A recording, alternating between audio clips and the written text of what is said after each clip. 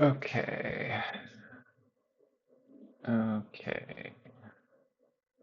I think I'm going to do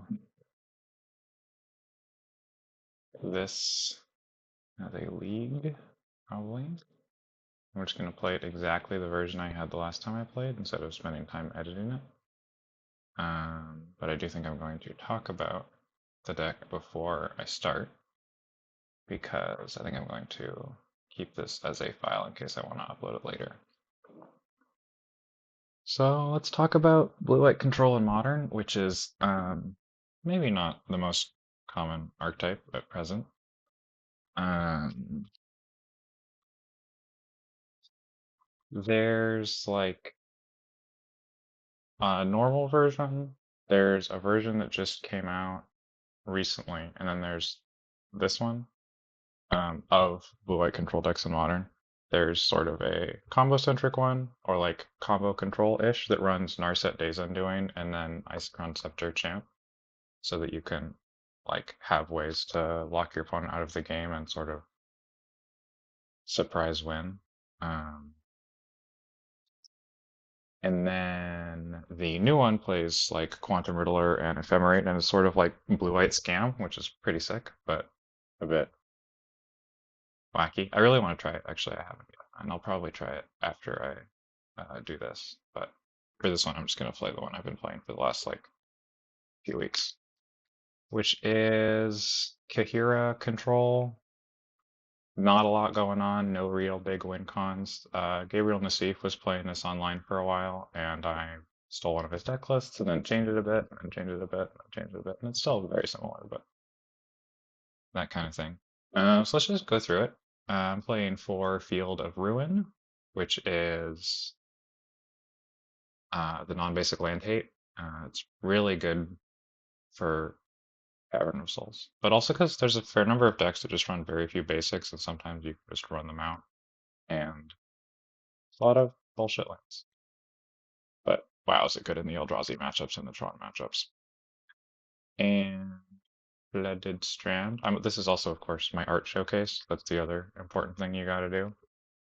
So there's two Flooded Strands I really like. There's this one and the Modern Horizons 3 one. And I can't play with this one in the real world because it's $1 billion. So I usually use this one online. I also think the frame looks better online. Whereas like in person, I think the borderless frame looks good, but online, I think the borderless frame's kind of wacky.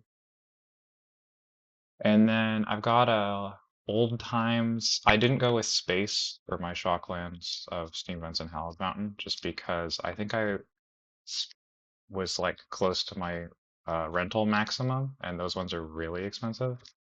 Because I had so many other cards I had to do the right art for, which is very important. But yeah, we've got one Hallowed Fountain, one Steam Vents. The red is just for Prismatic Ending and like one sideboard card we'll get to later, but basically blue-white. This is like the only red land in the entire deck. Got a bunch of islands. I went with the classic older than me this time, although I have a few that I switch between. But this feels right for like playing a deck with like fucking no win cons in Modern, but who in God's name is doing that? We've got Ridiculous Archive. I play 3 of these. Some people play 4, and some people play like 1. But being able to fetch for Surveil is pretty sick. The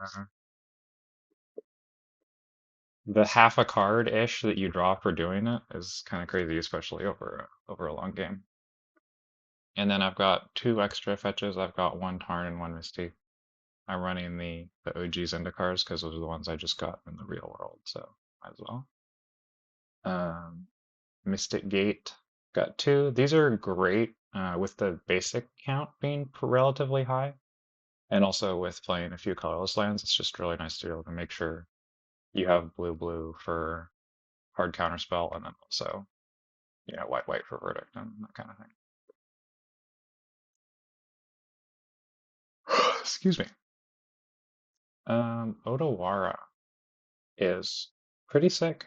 Gabriel Nassif's version is running a Sink into Stupor instead. My experience when I was playing with Sink into Stupor was that I almost always played it as a land, and paying 3 life felt pretty terrible if I was going to be playing it as a land anyway.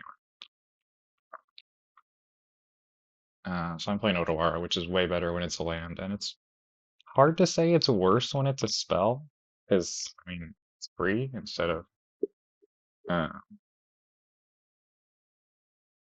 or sorry, not that it's free. It costs technically 1 more, but it doesn't count as a cast, so it can't be countered as easily, and then also, um,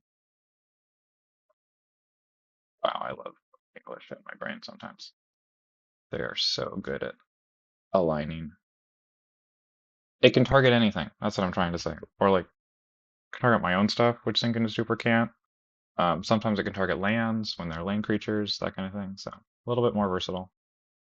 Got a couple planes, which are the ones from the same set as these, although I believe they're from different artists. One spell snare. I think it would be interesting to run more than one. It's so good on like turn 1 or turn 2 when you have it, but there's some matchups where it's kind of garbage, and the second one is usually a lot worse than the first one. So I'm pretty happy with just one, but you know, I could be convinced in the future to try something else. And then these are kind of also in the 1-drop category. We've got 4 Prismatic Ending. Card's sick. Card's really good. So yeah, 4 of those, and then that's what part of what the Steam Vents is for, is it lets me cast it for a 3rd color, which doesn't usually come up, and I've played versions that played a breeding pool or a extra blue-green surveil or something so that you could converge for 4, but it just doesn't really happen. And like the biggest matchups you really need this for are like energy and like Tamiyo decks, where you're never going to do it for more than 3 anyway, because like what the hell are you going to target for 4 in those matchups? And we've got the marches over here, which are another 1-ish mana removal spell. The fact that it's Urza's Saga and you can do it before they can use the Saga for mana gets a little gross. You can respond to the trigger. That one's kind of fucked up. Pretty good magic card. I have 1 Rest in Peace. I really like when you play these really long game card selection type decks, you can afford to run a couple 1-ofs that have dead matchups because you can like shuffle it away with Brain Surge, or it's not going to hurt you too much to draw it. You can evoke it to a Solitude, etc. And then in a long game against a deck where you do want it, you have a decent chance of being able to find it eventually, like turn off a Flage or something. My card draw right now is double Consult, double Brain Surge, double Stock Up. I've been trying a few different versions. I was on all Brain Surge plus Stock Up initially with like 4 Brain Surge and 1 Stock Up. Then I kind of wanted a 6th draw spell, so that's why I'm on an extra one. And then I was trying to Consult, and my experience a lot of the time was that 4 mana is a lot more than 3, and that felt pretty bad. So I did a lot of like having it in my hand and just wishing I had 1 more mana the turn I played. So I'm not running mostly Consults, which I think some people would want to do. Especially because I often have to spend a lot of my mana fighting for board control early, because this is not like I don't get any freebies with this deck. It's you kind of have to fight every step of the way, because there's none of those like big combo take over the game kind of plays at you, or flages with it, but just kind of 1. And then also in really long games, sometimes I just cast it for 7 minutes. Really good. And then counter spells, Burb Teferi, Supreme Verdict is weirdly a lot better than Day of Judgment, because I really like it in a lot of the blue-white tempo matchups, or like the blue X artifact affinity decks where you really don't want it to get countered because they'll just kill you instantly. And then we've got a Foxo Jace, a Wandering Emperor. She's really sick. The times where you can just make a 2/2 to block and eat something are kind of wild, that you end up with like, it's almost just an Ambush Viper for 4, but then it starts making more Ambush Vipers, which is pretty cool. But it's one of those cards where I wasn't sure it was like, modern quality, but playing with it, I'm like, Wow, yeah. If your whole deck is just trying to play fair magic, you can actually kind of keep the pace appropriate for that, which is pretty cool actually. One big Teferi. This is also one of the other win cons because it can tuck itself forever so that you can't deck out, but your opponent still can, which is obviously really good when you don't have a lot of ways to win the game in your deck. I definitely do win games like that occasionally where it's like, I really need to keep this Teferi alive or start minusing on itself instead of drawing so it run out of cards. And we've got Lorien Reveals, which are like extra lands or draw spells really late in the game. Usually they're extra lands, which are also shuffle effects for Brain Surge. One Ultima, the extra pretty version's not on the internet, which is unfortunate. It's only in paper, so I can't run that one, but it's still good. Obviously. Bunch of Solitudes. This card's crazy. I do a lot of casting them for 5 late game, just as 2-for-1s, or even like mid game on turn 5 or something when I'm trying to like stall the board against energy. And then one of those, and then the sideboard, we've got our Kahira, our commander, our eighth card in hand. I've one of the funny couple of the funny things with you can do with it are put it into your hand on a turn you have extra mana, and then it can act as a pitch to Solitude on a turn where you don't have any excess mana. And then there's also you can put it in your hand on a turn you have mana, and then end up shuffling it away with Jace or Brain Surge if you have like a hand of all gas, which is kind of sick. And then we've got a Wear Tear, another card that could really good against all the Urza Saga decks, and then it has some other decent matchups too. It's the only card in the deck that actually requires red mana, but one of the halves of it doesn't. And then I'm citing one Force, which I wasn't doing for a while, but I kind of just wanted an extra counterspell for some of the combo matchups. That partially just because I wanted an extra one in the deck at all, and then I was like, I might as well do the free one if I'm bringing it in 4 combo matchups and control specifically. And then in Dispute, the anti-Eldrazi card.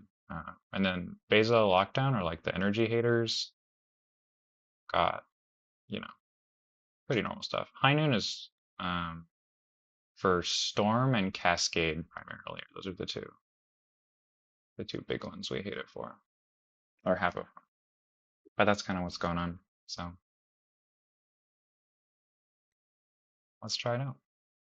Let's do it so that I don't have to lock in too hard.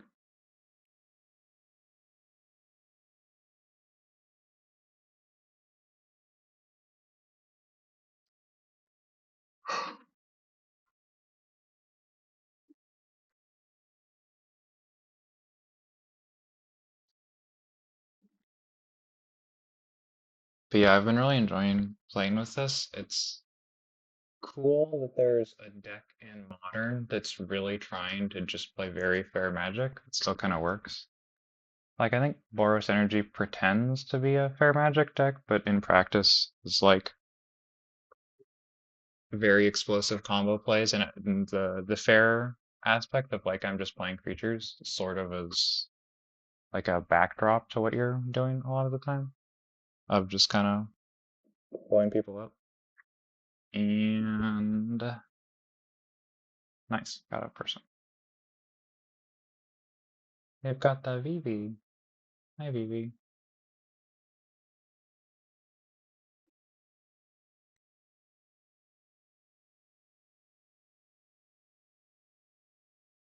That's pretty good. I mean, it's modern. This hand could be really terrible because it doesn't do anything until really late in the game. But you're playing control, and you're not going to mulligan a hand with 3 lands. So Flooded Strand could mean energy. Oh, that's could end up being kind of spicy. Or one of the blue-green decks, or another blue-white deck. So this might be Scam. I would say if it is like actual blue-white, usually those are the Scam version right now, because it's kind of new and kind of exciting. Let's go fetch.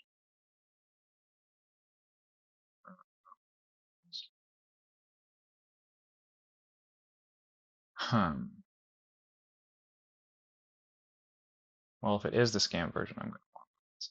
Let's go keep it.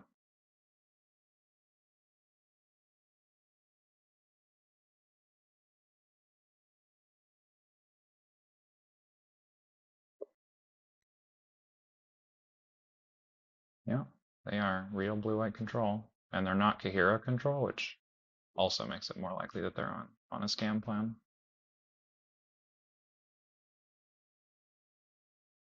Untapped, but now they're not tapped. Interesting. So, do I go for the dress down into the null drifter here? It's gonna put me a little over on cards, but I think over by one maybe on cards. But I like that it's somewhat gonna force them to respond.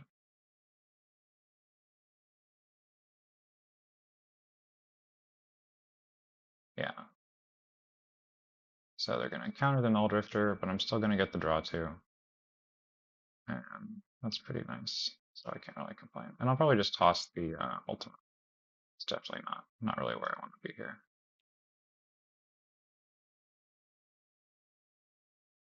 And yeah, so that's definitely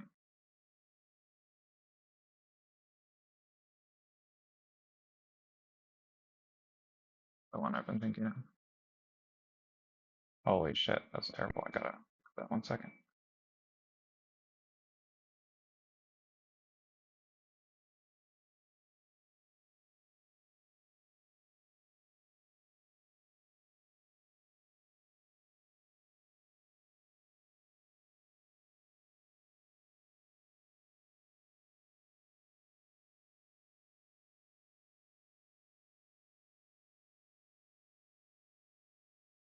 Okay, that's better. My house does a thing that really will murder your ears. Yeah, I want the extra blue mana for sure. When the heater's on, there's a interesting wind effect with the door that makes a horrific screeching sound if the door is completely shut. I have to open it a tiny bit or it like screams in my ears. And hopefully you couldn't hear it because it is not joy. Let's go ahead and fire this up.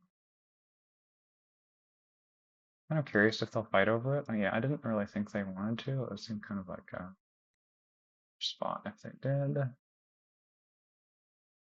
Untap, like, let's play that. And then I don't know that I want to fight over this, but I do want to cast it because I don't want to discard the hand size. And when I'm that ahead on cards, I really do want to be like burning stuff with them. Just oh, they're gonna consult. Wow, that's interesting.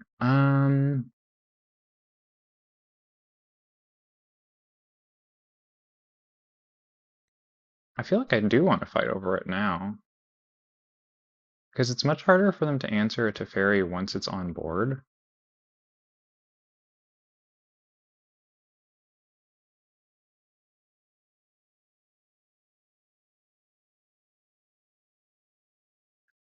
And if they're down to 4 cards in hand and then they force of negation or subtlety it, that's like an X. So and then I can do a redraw immediately. And that feels pretty good. They really need a way to kill it immediately. So that's going to have to be like fetch for a 3rd color plus prismatic ending because there's not a ton of ways to kill it after it resolves. Yep, there's the Riddler. Exactly like we were talking about. Let's see if they also ephemerate. Or maybe consign the trigger, possibly?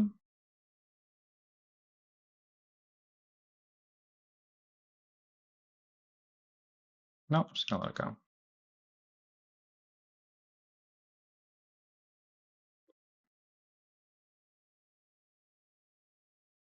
Okay, well now I feel really good about this game. This is gonna be hard to lose from here. With Teferi on board. I don't have a second actual counterspell yet, but they don't know that. And I have a bunch of really good card draw. So, yeah.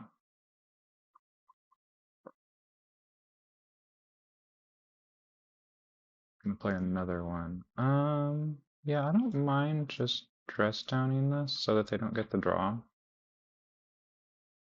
And then if they do want to do an ephemerate play, it's fine. I can just let it happen, and again, they won't get the draw for it, so it's like, it's not a big deal.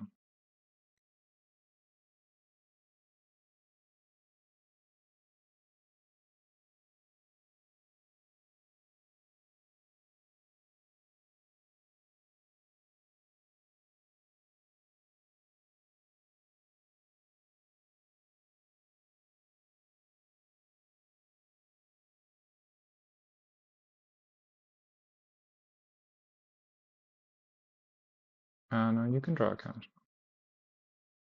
That's not great for you here. Counterspell's pretty bad in Ditch Fairy. He doesn't let you do that.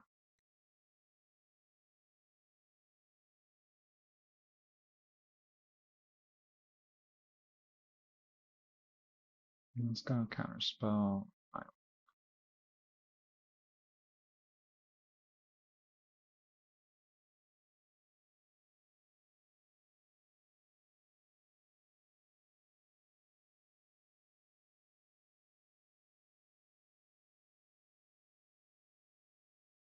Given that they've been missing land drops, and that would give them potentially a third color for a prismatic ending, I'm actually gonna take that away. And then let's discard land, and I'm pretty happy to just wait, because they do, you know, completely lose the game after Teferi ults, so. Unkicked Consult. You got it.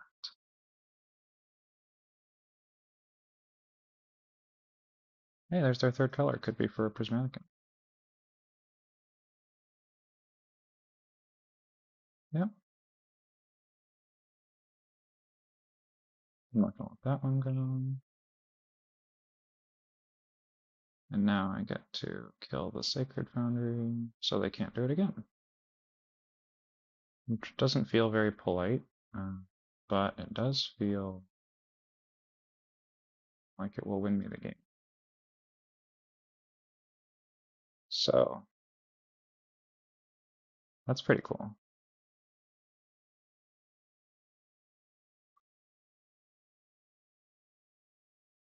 Another Scalding Taunt. I mean, that one's fine because they don't have another untapped colored source.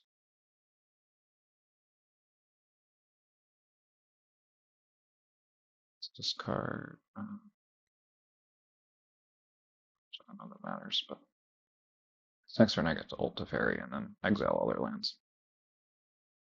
Which is another one of those things that's just kind of a fucked up thing to do to someone.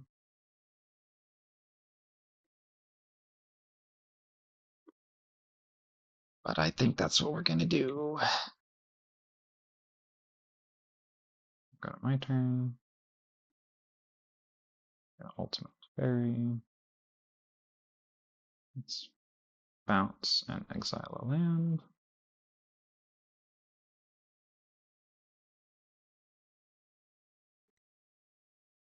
Brainstorm.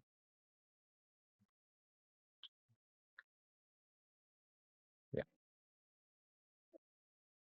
Just a little surprised they hadn't scooped yet earlier, but they got there.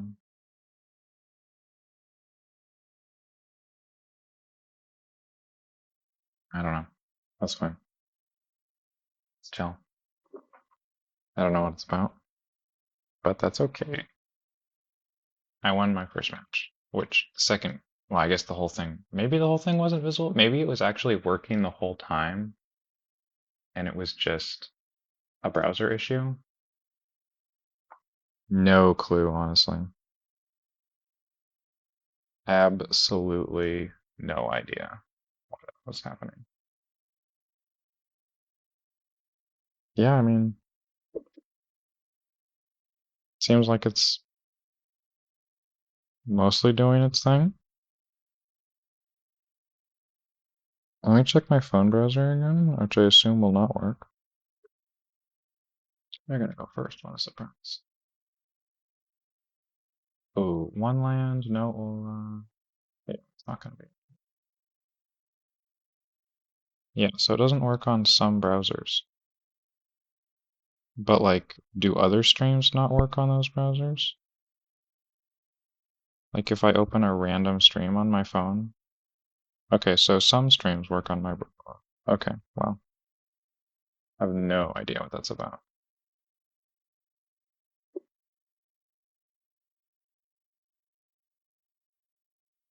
But that's okay.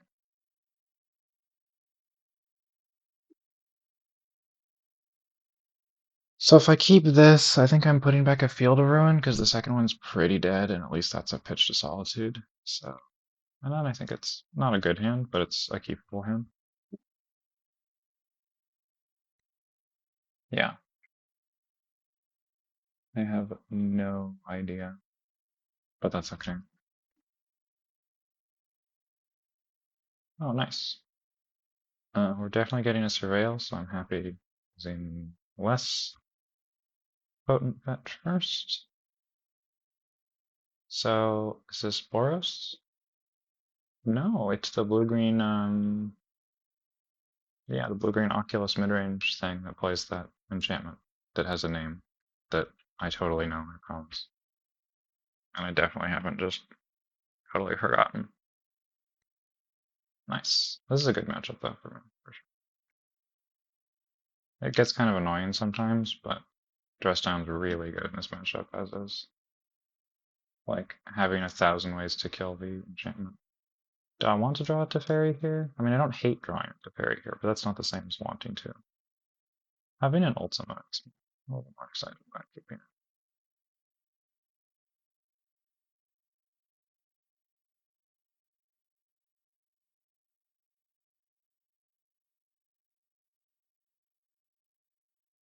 Island. Oh, three. Or a Harbinger of the Seas. Interesting.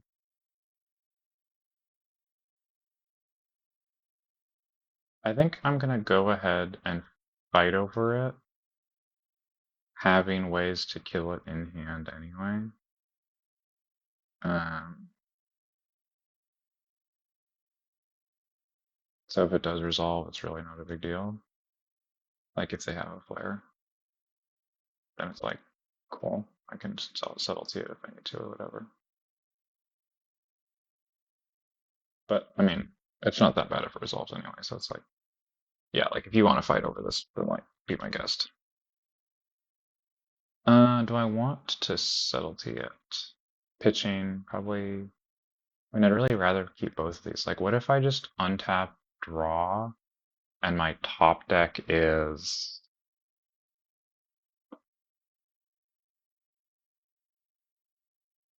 No, I should just do it. It's a little greedy not to, yeah. A white card is what I was going to say, but even if it is, it's like... Play Teferi, and then let's just uptick and hold on to the loyalty so I can minus later if I want. Oh, they're going to have a nice turn here. Yeah. To sack the Coiling Oracle, if they've got anything. Do they get an Oculus? You get an Endurance. That is not as exciting. Okay, untap. Nice draw. So now I can bounce the Endurance. Or I could bounce the Ritual, counter it on the way down, but then they could just attack the Fairy. And that's it. I'll just bounce the creature. Spell Snare. So if they start with a 2-drop, I'll just Spell Snare instead of using my counter spell on it. Yeah. And I could even consult as well if I want to like try to hit a land or something. Nice thing, cool. Yeah, that's fine.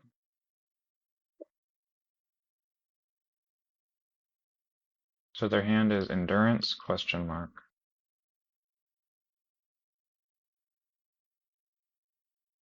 Two. Ritual or a Fibble set. Draw 2 cards, which is pretty sick. Oh, they have a million cards. But I do still have the Teferi, which is really nice here. So I can probably kind of ignore whatever they're going to do next turn and just spend it like brain surging. So let's go ahead and, because I'd really like to find like a verdict. A verdict would be great. A land would be fine. A solitude. Or a prismatic ending for the ritual.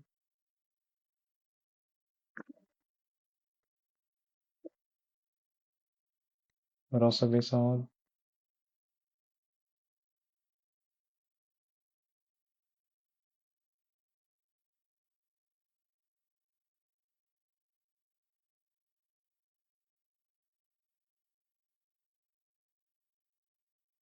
I don't know why they're thinking as though they're allowed to respond. They're actually just not.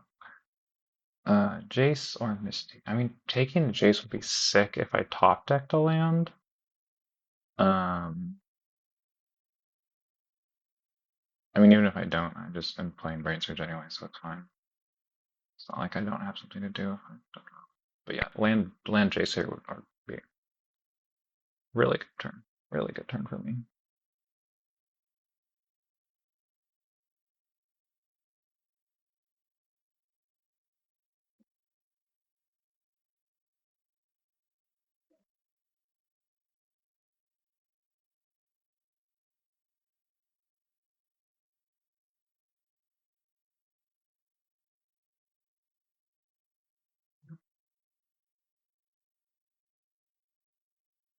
Hello, opponent. What's going on there?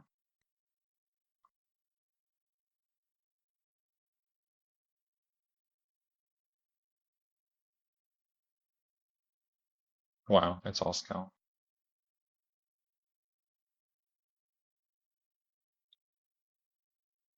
Ah, that's pretty funny. That's just kind of fucked up, actually. Uh,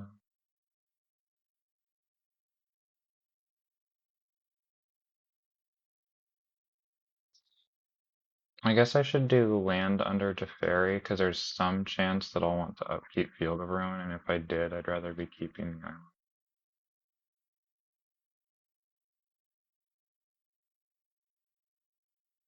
But I mean, kind of whatever. But yeah, I could upkeep Field of Ruin if I want to shuffle both of those away. Which I don't know if I do, but keeping Teferi alive would be really nice here because so much of their deck is about like tempo once you have this set up based on like free counterspells and subtlety and stuff. But they don't have those things. Oh, it feels good.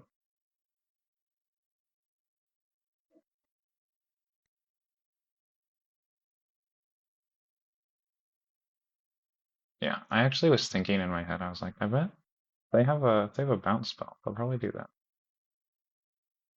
Or I was thinking an Odawara, but I was thinking a Super is basically the makes me really not want to draw another Teferi, so I'm more likely now to build a room. Guardless Agent. Oh, that's a big reason to want to answer Teferi. Hitting another birthing ritual. Okay. They've got an increasingly large amount going on. I don't love.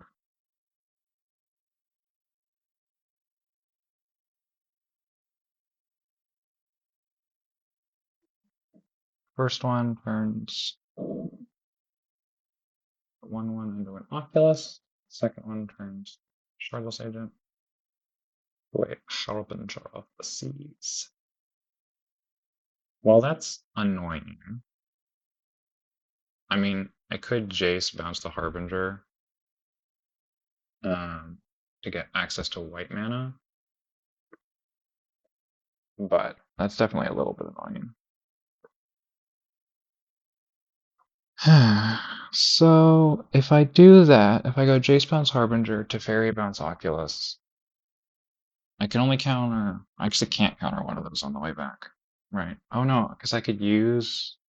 I could tap the Fields of Ruin for blue before I bounce with Jace, and then Island White to Fairy bounce the Oculus. And they could punch to Fairy. I can only counter one thing on the way back down. You might be able to stop me anyway.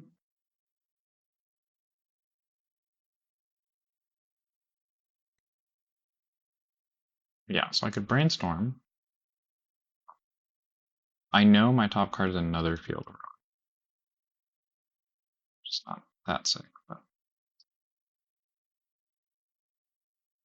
maybe I bounce it and find a Plains with Field of Ruin while it's gone, so that if it comes back, it's fine. And I just plan on playing the game around finding Supreme Verdict. I mean, it's still a little crazy, isn't it? Their hand is Endurance question mark, which is sort of whatever, not a big deal. Yeah, I'm kind of down for this. It's a little bit of a not the greatest line of my life. Um,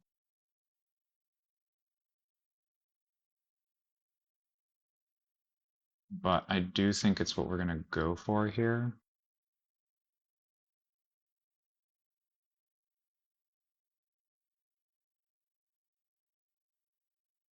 Especially because if I can get to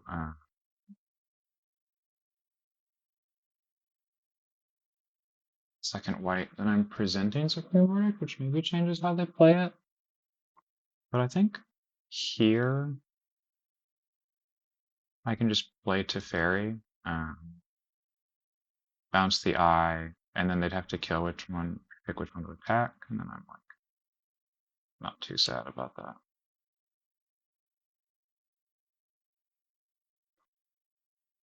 I don't know. They're probably gonna go for okay. They go for Teferi, which is I mean fair.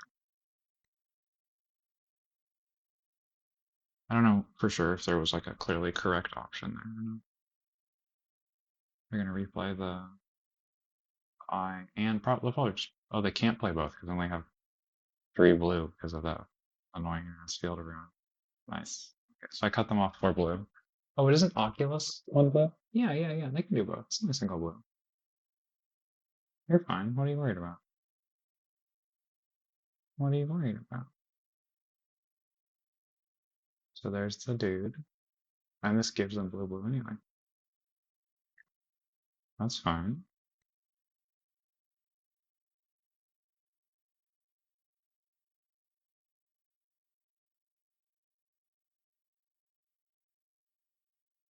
Well, then they just pass. Ah, with blue blue for force negation or flare deny. Spicy.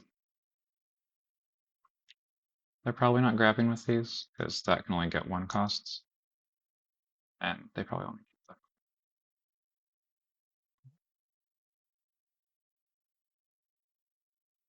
So here, the line is first we play to Teferi with Counterspell backup.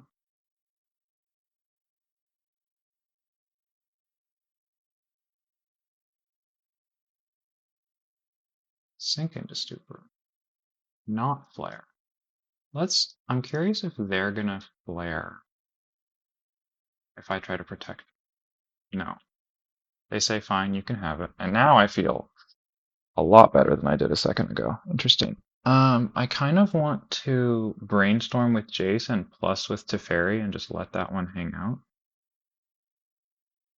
Or I could even plus. No, yeah, let's brainstorm. I love drawing cards. Who am I kidding? Okay. Yeah, so let's go Brain Surge under Brain Surge. Play the land. And yeah, I think here we can actually plus with Teferi so that they can't kill it. Unless that's a relevant creature, but I mean, based on how they played this, it doesn't seem like it's that exciting, whatever it is. So do they swing both at Teferi or 1/1? At Jace and at Teferi. That's fine.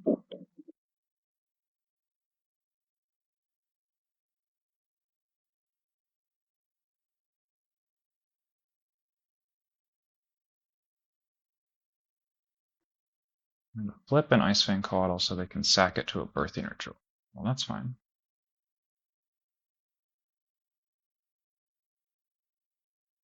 So the next question is about, do I consult on my upkeep so that I don't draw the Brain Surges?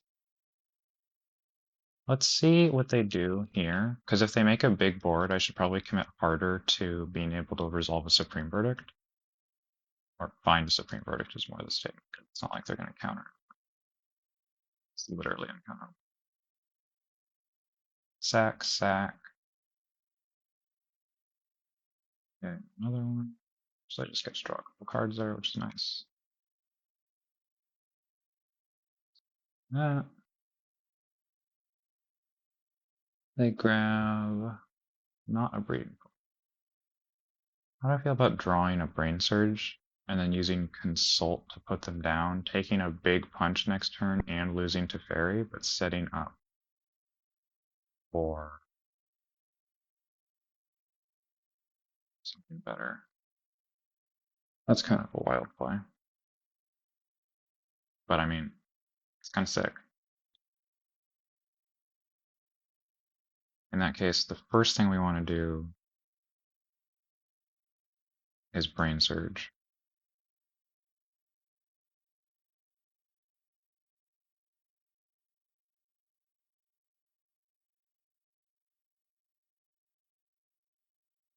We Brain Surge then Teferi or Teferi then Brain Surge?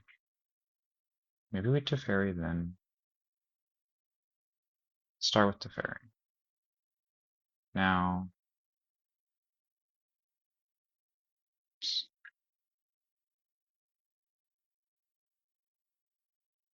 Brain Surge.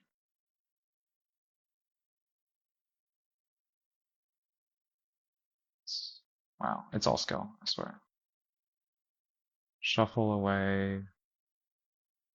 Brain Surge, let it stream.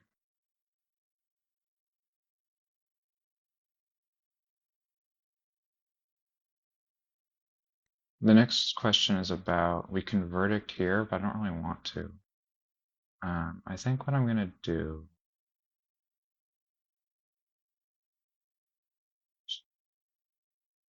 probably here I'll just pass. Yeah, and then next turn I'll probably try to answer a Birthing Ritual.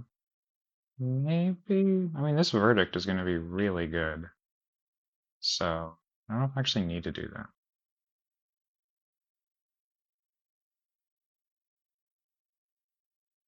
Does Sync work on Brain Surge or on Verdict? It does. It's good to know.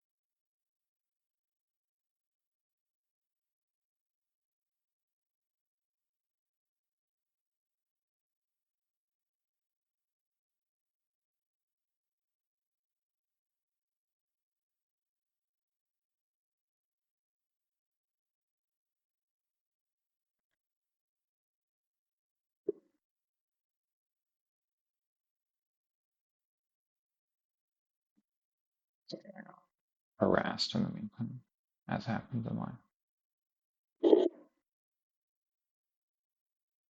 Yeah. They're gonna run out of cards. I mean, it's a good thing they have that endurance. hilariously relevant statement. And another let's go ahead and do this now.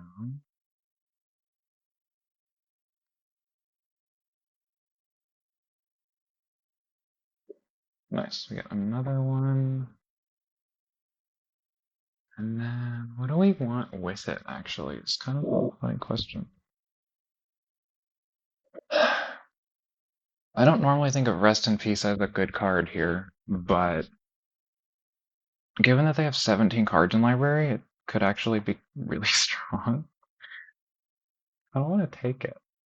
Maybe this is really stupid, but I'm a little curious how that's gonna go. I could kind of get them. They don't even have 3 mana for sinks. I don't have to worry about that. Remember,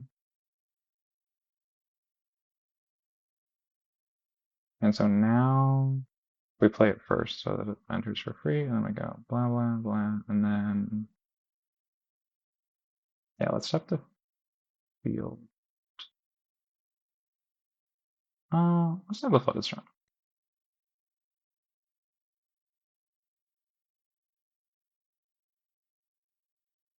You definitely can't counter. So, don't even try. It would be really funny if they evoked endurance in response here. And I might counterspell it if they did.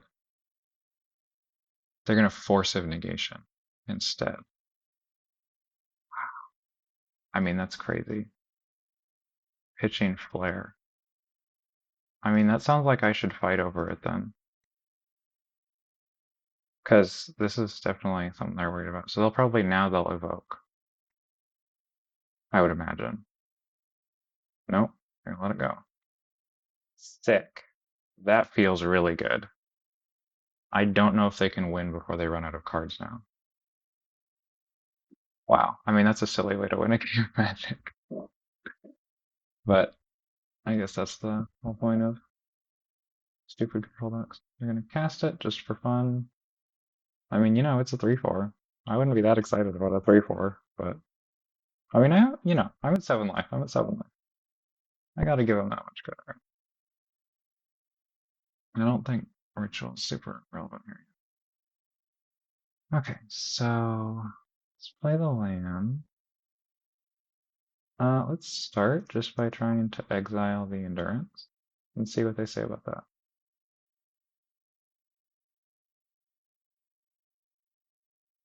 Cool.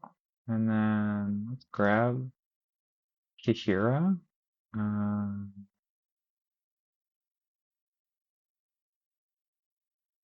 and then do I want to play Kihira or pass to Surveil? Let's go with pass to Surveil. How many endurances have I killed?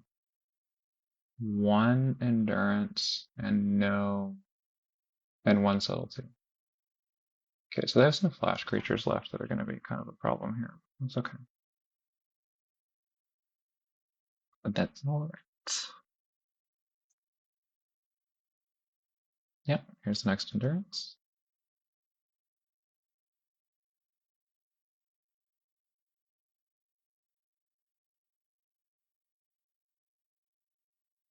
So my next question is going to be, do I use the Flooded Strand or not? Because if I do, I go to 6, where they 2-shot me, which is not thrilling.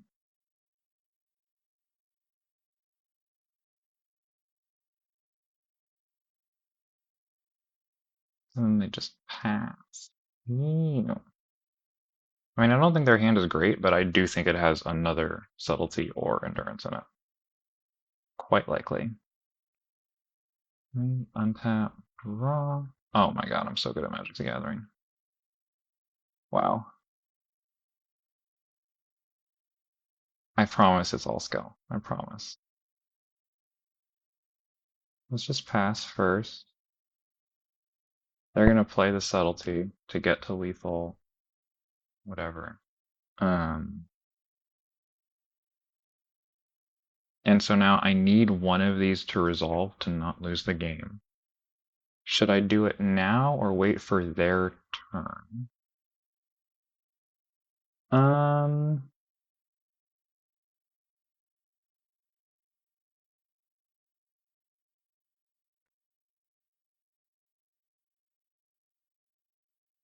I mean, I definitely think I let the subtlety resolve. And then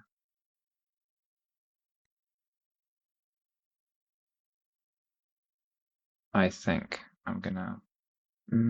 That's hard to say.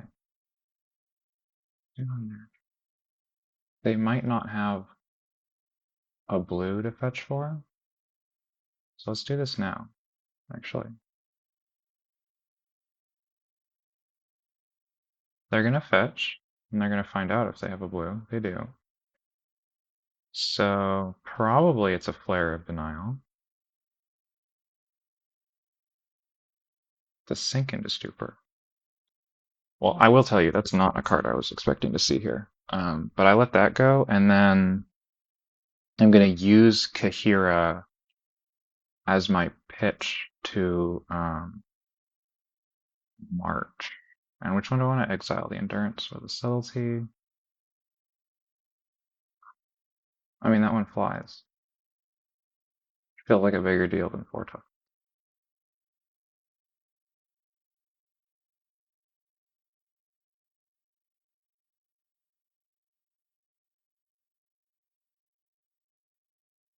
Okay, so now they get to swing. They get to hit me to 1, which is notably not dead. So that's cool. 1, 2. Yeah, that's fine. They hit a Floodpits Drowner. Cool.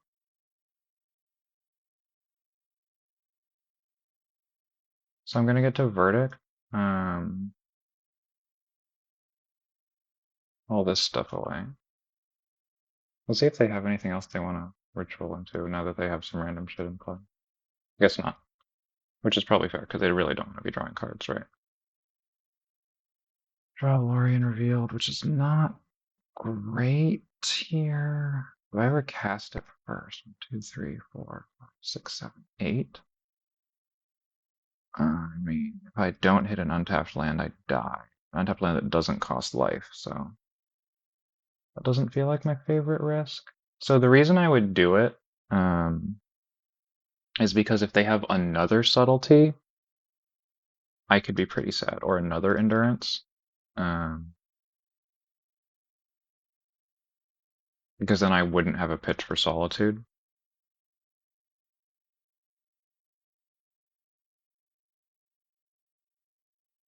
Hmm.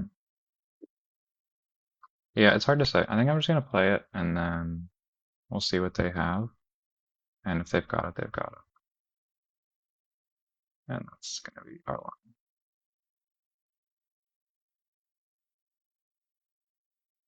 Nice. They did not have it. I love that for me. Sick.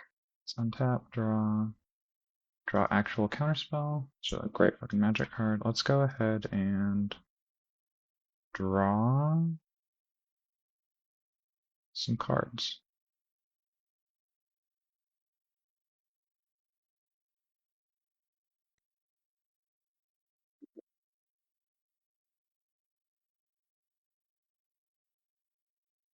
They're gonna sink into stupor it. I mean, that's fine. I want to hold my counterspell in case they just drew a flash card they play here, right?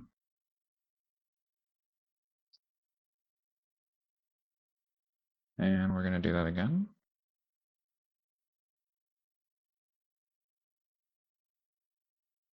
This one works, which is cool.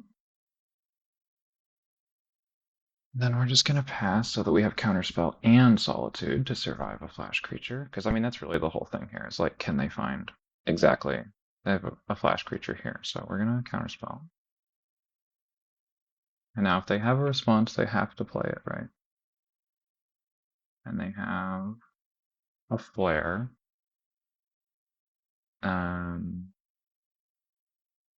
Which I can't stop. So that'll work. Your friendo resolves, but now you can't stop me from exiling it.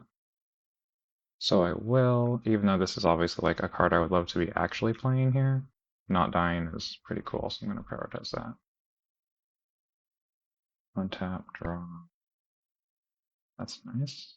Let's go with stock up. Fairy plus island. 1, 2, 3, 4, 5, 6. If I play him, I go to 5, or I go down to 1 and then up to 3, so I can't Odawara because it doesn't count your own planeswalkers. So we're just gonna pass. So we have the Odawara to survive. There's another endurance. That's fine. I have to bounce it on their turn, because if I bounce it on my turn, they could have just replayed it because they had enough mana. We're gonna go to comments. Bounce it. This is a crazy game. They're gonna let it get bounced, of course. Pass back. I draw a Null Drifter. Okay. Interesting. I mean, that's a creature, so I should probably play it. Even though, I mean, it uses an obscene amount of mana. If they don't have a subtlety.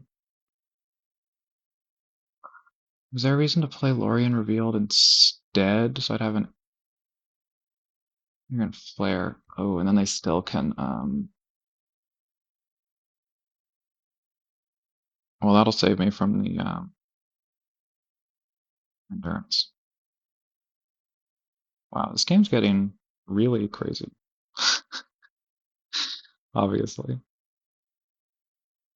So they get to play their endurance here.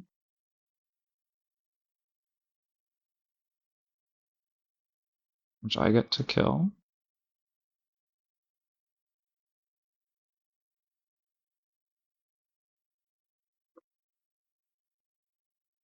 Wow. What a game.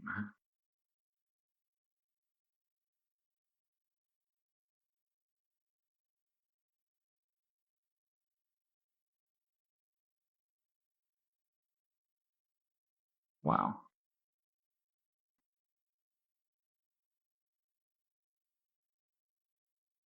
I think we got it. I mean, this was ridiculous, but I think we got it. At this point, I have extra mana. I've got multiple answers to the stuff they're gonna do. 9. So with the land, I actually do have enough to do all of these. Wow. I mean, what a game, for real. I think my timer is a problem. Wasn't this game 1? Oh, what a crazy game 1. I mean, it was sick, but I'm gonna have to really speedrun the next game. For damn sure.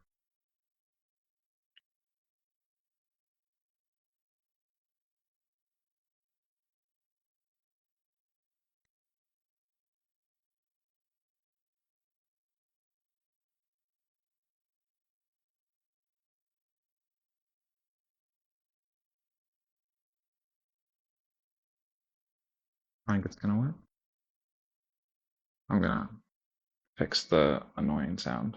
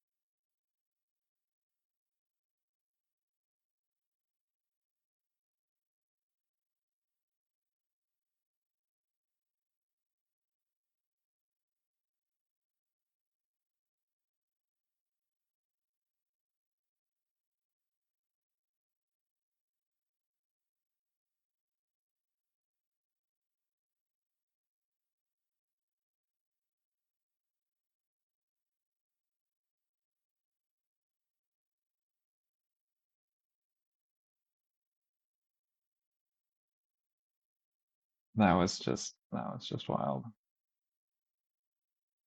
Was a little crazy.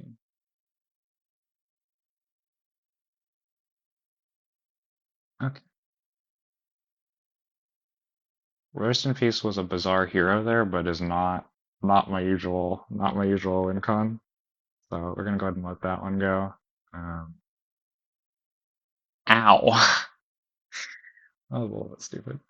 And then let's go ahead and go with one of the card draw spells. Because I think everything I want to be doing is really good. I think. And then I think I'm just going to shut up and try to play really fast because I don't want to lose the clock.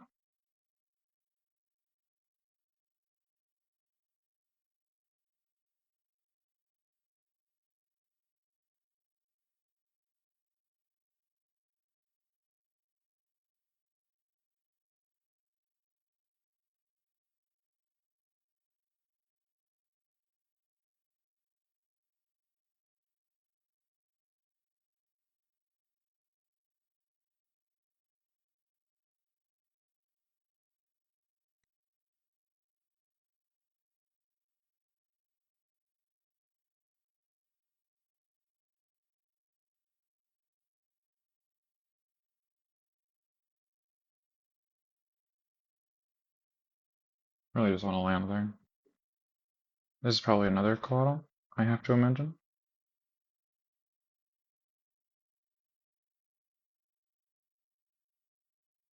Yeah, just fine.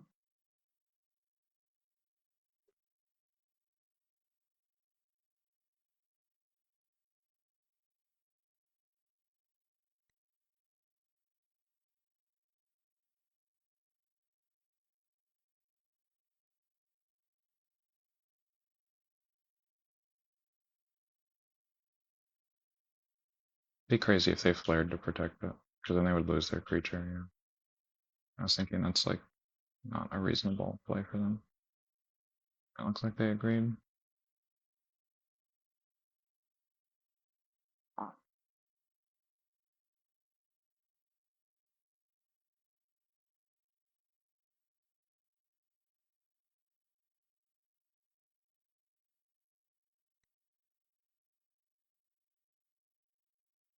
Do they have another one? Another shardless agent. Okay. It's a Quelling Oracle. Okay.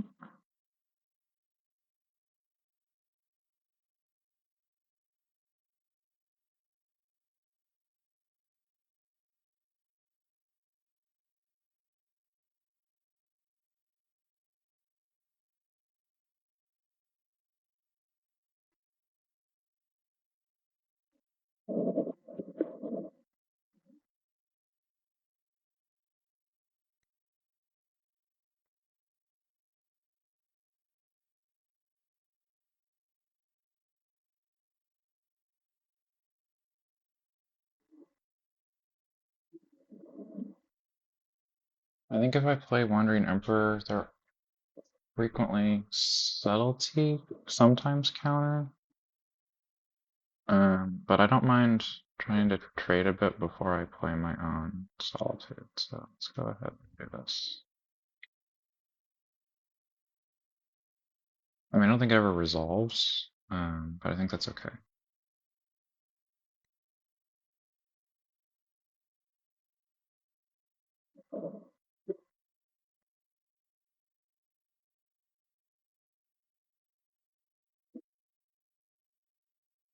I think if it resolves, that's even more suspicious than if it doesn't. Okay, so they're going to evoke the subtlety, which tells me that they have a birthing ritual. For sure.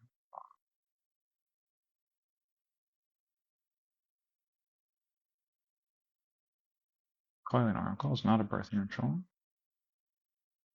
Reveal an Oculus. Untap, draw, find a fairy. An island cycle or basic island. And I'm gonna play. And then here I'm taking another 5, which I mean I don't love, but it's not the end of the world. And then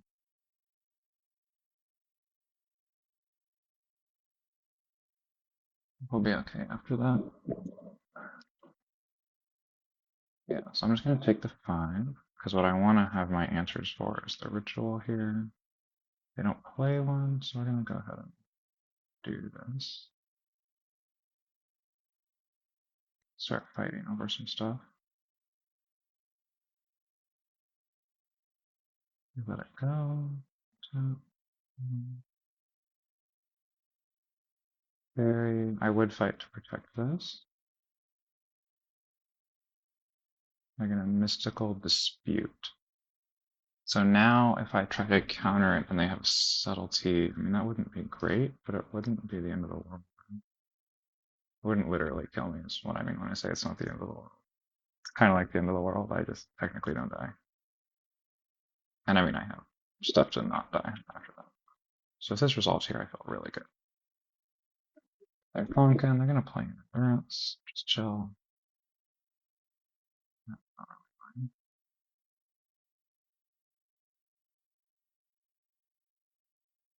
Love that she resolves. And then we're going to plus. Because with Teferi in play, I feel great, actually, about my odds to win this game. It's so much harder for them to interact with this stuff. We are going to Solitude the Endurance.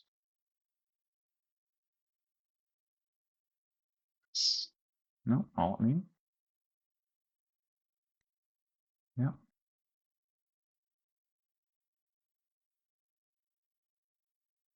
I mean, I know they have an Oculus.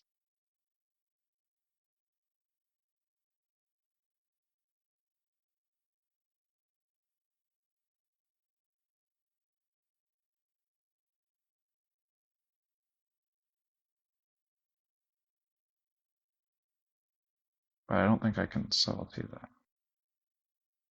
as well.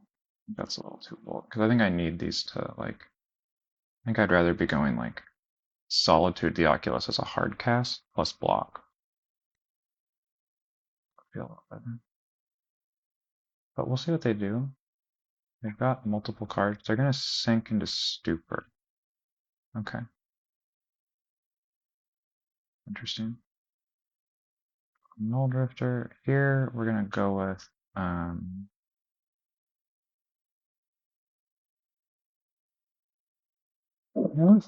cast Big Teferi.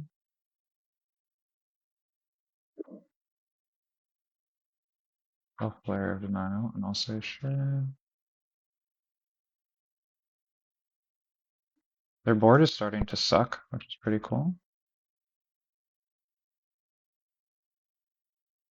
So I think if they play the Oculus, I'm going to Solitude it. Because I think their hand and board are garbage, and I can outdraw it.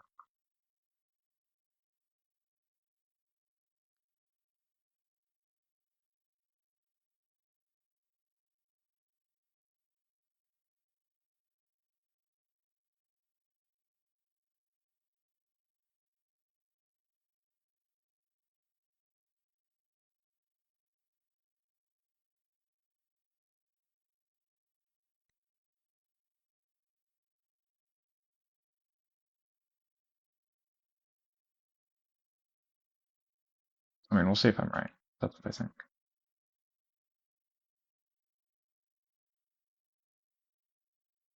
Magus?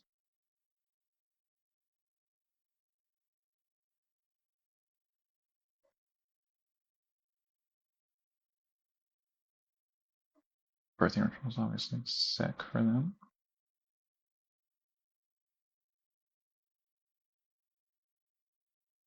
Just draws a card this turn. Untap, draw, land, what does 7? So I have a good chance of playing.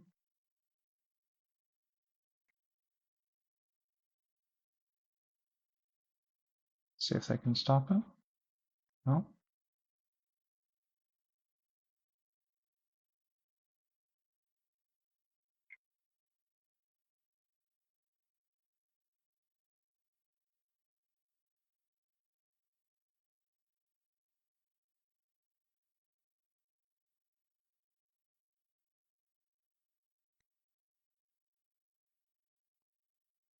What do they hit? So my plan is just draw Kahira, play Kahira, hit for 4. Whatever it is, they didn't allow.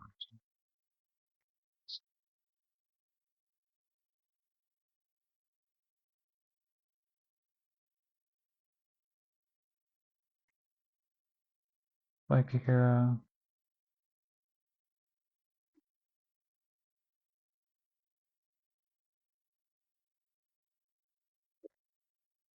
Well, it doesn't seem like their hand is that great, I gotta say. I'm gonna besage you one of my lands. I mean, sure.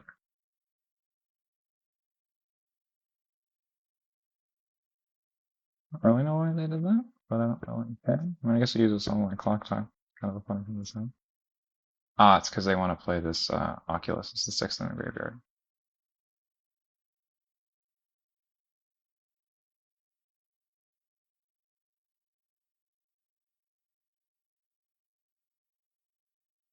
Nice. They drew another Oculus with the Coiling Oracle. Okay. Pathland? Yeah. What are you ritual into? Is it the 4th Oculus? That'd be fucked up. Oh, it is the 4th Oculus, and it is fucked up. I was right. Okay. Well, that's not good. I feel very good about the idea that I'm gonna lose this game. So I should probably. Oh, I'm literally dead at flies. Yeah. Okay. Next one then. We have 2 minutes. I think we can do it. It's gonna be hard.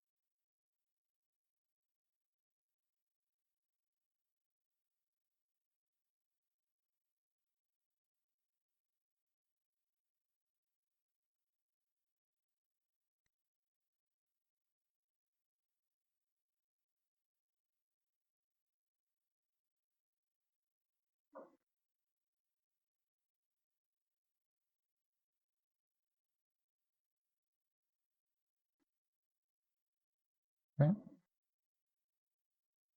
Now it's gonna be really hard to win in the clock time.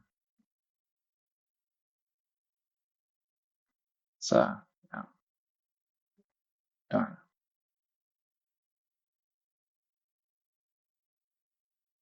I think I might finish, but if I do, it won't be because I'm winning, I'm pretty sure. But we'll see. We'll see.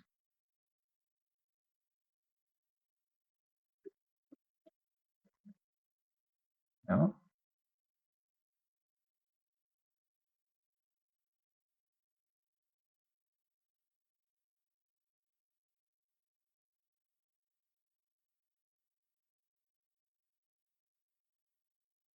Ay, ay, ay.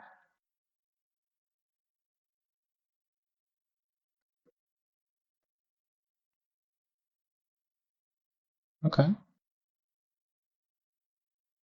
So there's a chance?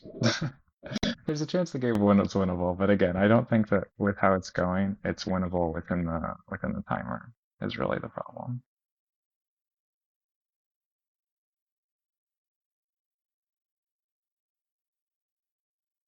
Like I think I could win this game like the first one, but not when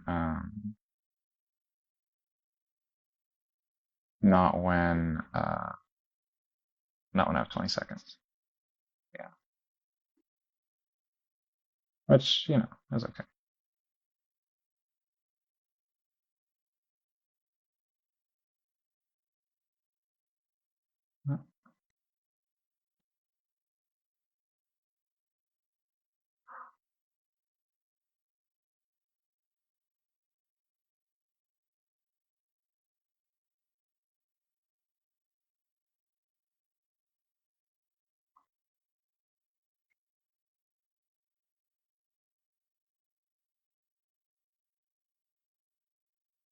Let's see if we can solitude it.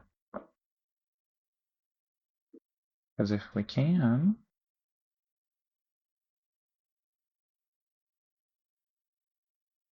oh, plus a short dosage. That's kind of which hits on profit. Let's try before they have anything else to sack to play. I mean, they would have to really play the last few turns really slowly for me to time them out. So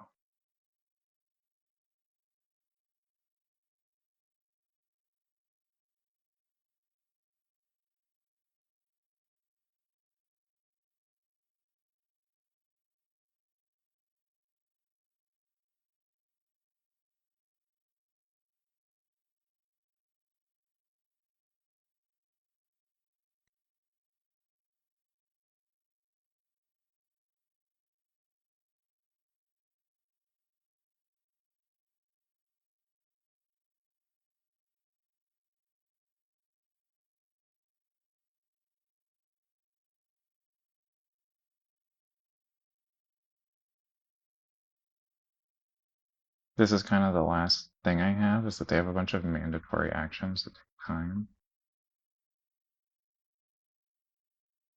But I think even just like the lag between turns would probably be enough that I can't finish. Well, I did that one in 1 second, which is pretty funny, but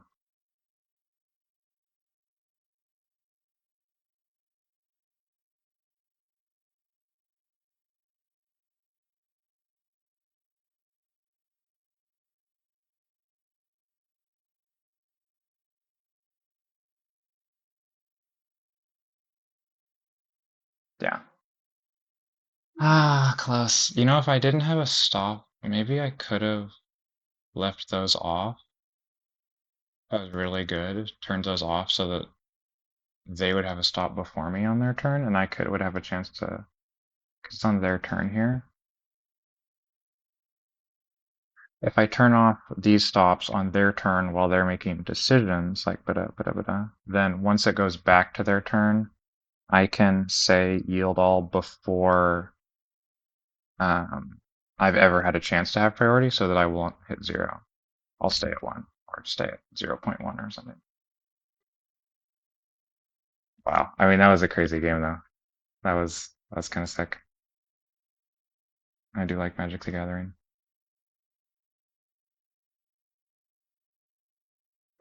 Ay, ay, ay.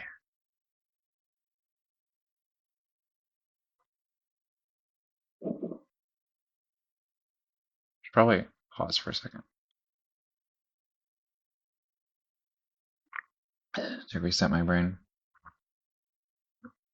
I know I play slower when I talk. This is something that like also comes up when I'm just hanging out with people when I play this deck.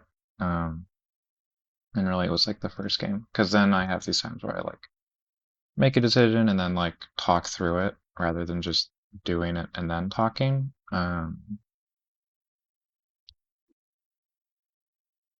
Which definitely comes up in a really long match format like this.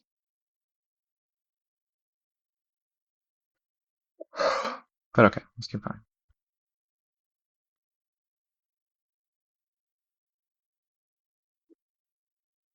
But yeah, I think maybe I could have timed them out with their because the combat and then also their enchantment has mandatory game actions. It was kind of funny that it ended up being that close though.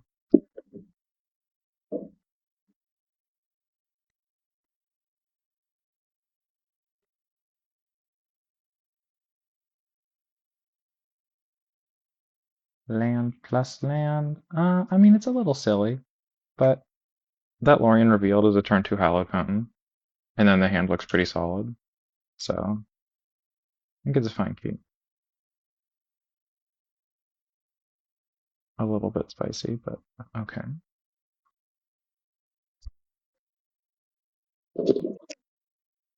Turn 1 Cavern, naming Eldrazi. Yeah.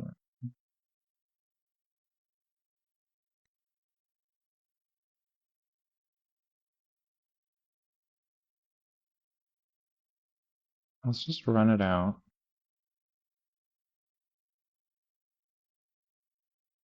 I think they play a couple ways to kill it. Maybe just like Seju. And obviously it's a very important card because it shuts off all their combos. But with the Cavern and knowing that my counterspell is going to be probably not relevant this turn usually, well, they play a Beseju. I wonder if that means they have 2 Besejus, or they just needed a green source for the turns, which is probably true. Got a Rude Scale plus play a Spring. Okay. Probably go Teferi, bounce the drum here. Mostly just because I want to draw, but also, I mean, it does technically slow down their mana a tiny bit.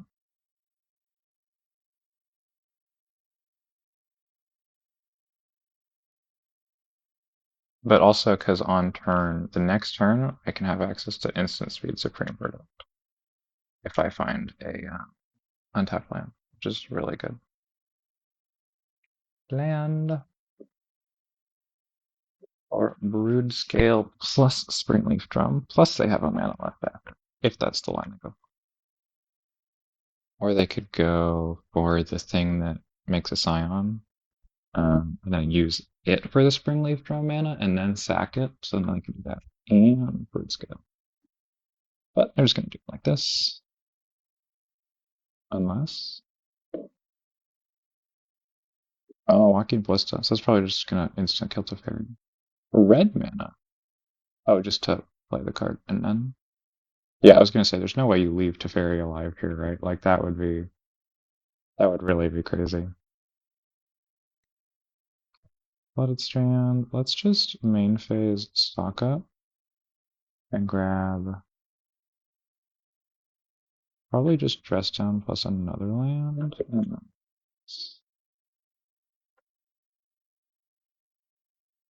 Solitude and Supreme Verdict are so good. Just like for playing the grind game without card draw spells. Because my thought there was like, well, I just played the stock, but I didn't hit more card draws, so maybe I could like be in an awkward spot without more ways to 2-for-1. But I think my cards are really good at that anyway. So it seems pretty chill. Let me just, I mean, why not? They're a creature deck, and that's the anti-creature card. I don't know, are you gonna complain about that? See if that would just say no.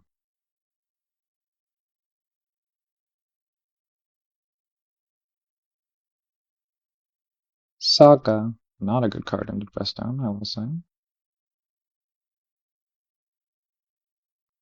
Still would really love a Field of Ruin. That's my dream card here. Fill the Cavern. But I'll take lands. Lands I think are very nice draws here. Given that I don't have anything I really want to be doing on my turn. Just like progressing for when I start hitting card draw and I can do lots of things. 4 mana. Oh, this is a Kozilek's Command. That I can't counterspell.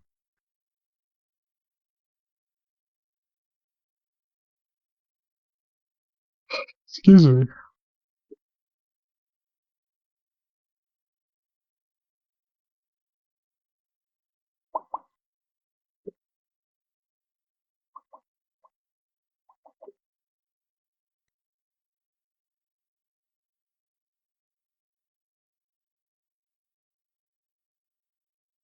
Second saga. Wow, we've had one saga, but you want more? You say yes, I do want more. Ooh, Staka. There's one thing I love. Drawn cards. Oh my god, we hit Field of Ruin. Do we want 2 Field of Ruins? Fields of Ruin? We want 2 ruins fielded. Or do we want just like 1 plus Brain Surge? I mean, it's more responsible to take 1, I think. But I have a lot of stuff to do with my mana already. Let me go Field of Ruin, Field of Ruin. Maybe that's messed up.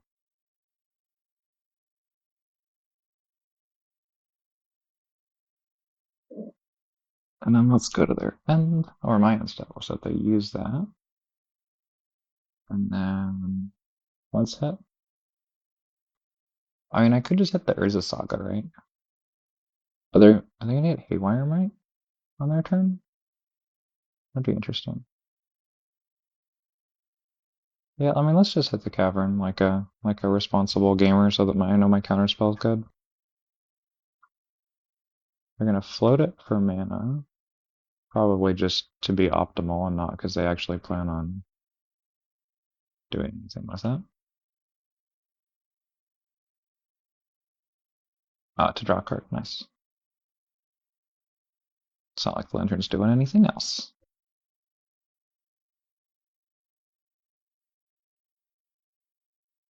They're gonna make a dude. If they want to do the Urza's Construct, grind it out. Do they have Lava Spur Boots? Or just... they do have a Haywire Mark to answer the Rest in Peace. Nice. Cool. I wonder if they're gonna do that now.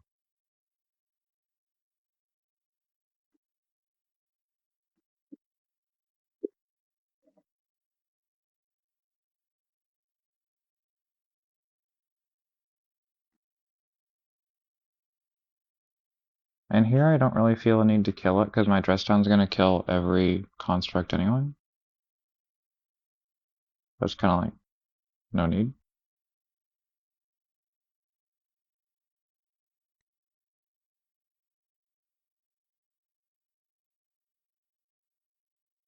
It's interesting that they're holding on the Haywire Might instead of just running it out. I wonder what their thought is for that. As opposed to like just doing it while they have the extra mana to like present the pressure. Oh, they play Vexing Bauble. That's cool. That's pretty cute. I like that one. Okay, let's kill all the constructs.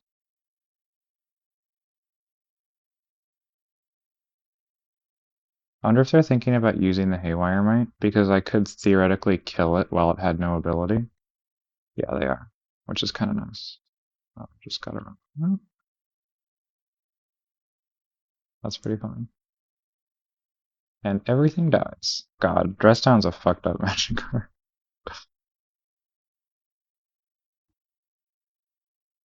Yeah, that's just what it does. That's just how it works. It is actually just kind of fucked up.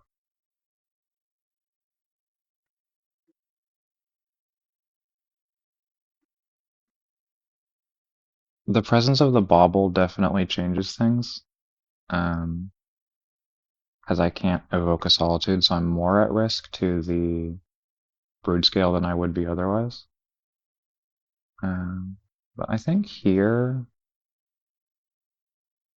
I'm just gonna Just gonna play it out and draw the card and not worry too much about it yet, because they don't have a ton of mana. So I think it will be a little difficult for them to play a Brood Scale and combo off with it here. Even if they have like a Cavern to protect it from the hard counterspell.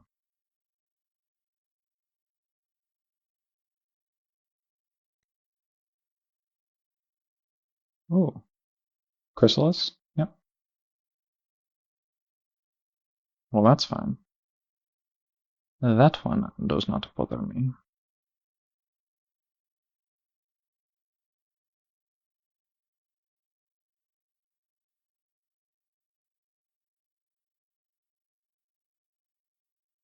Yeah, okay. This is pretty over then. If that is what they had going on here, then I no longer feel concerned. Yeah. I get to untap lands, so I have Solitude and Counterspell. Yeah.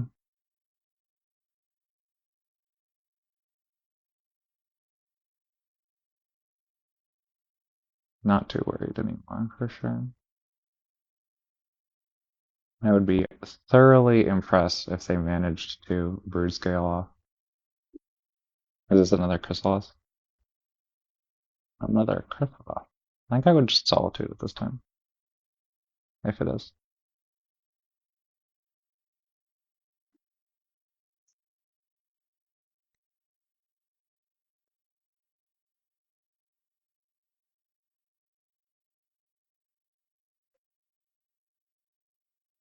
Let's see.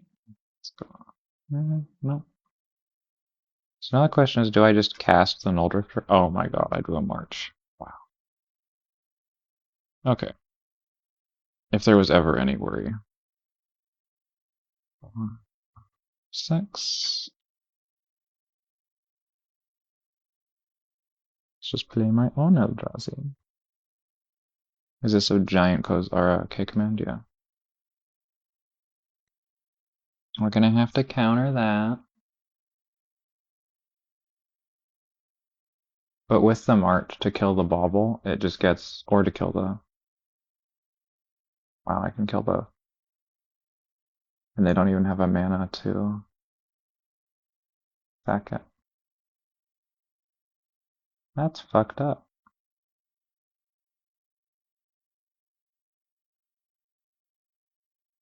Sometimes it feels like one of these decks is just incapable of beating the other one, and I can play this matchup with my eyes closed and never lose it. Because it's just so unwinnable.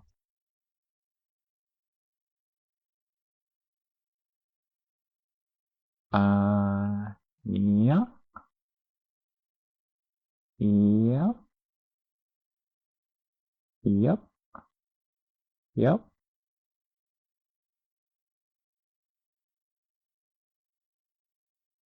And now, if you move to equip, I exile the blade in response, and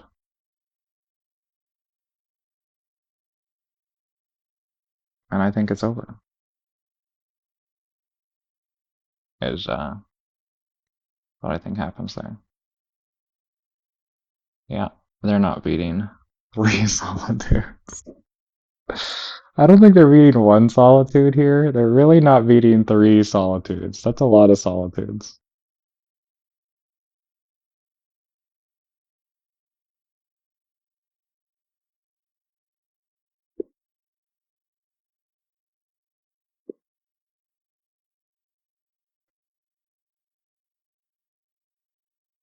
Okay. So I'm going to do this now because I want to get rid of the Flesh Raker before they can cast more colorless spells.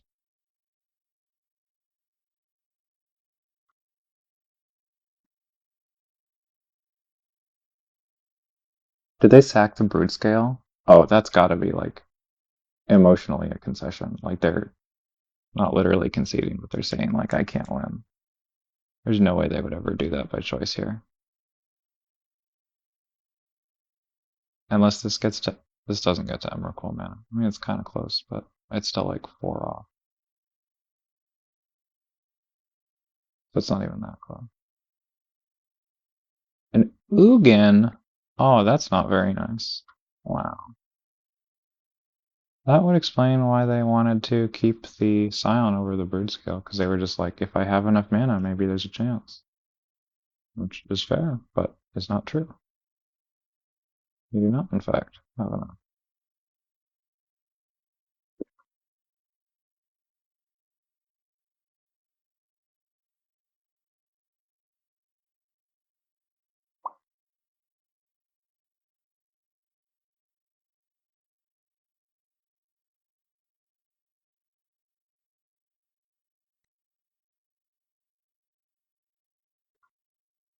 I am pretty surprised they hadn't conceded by now, but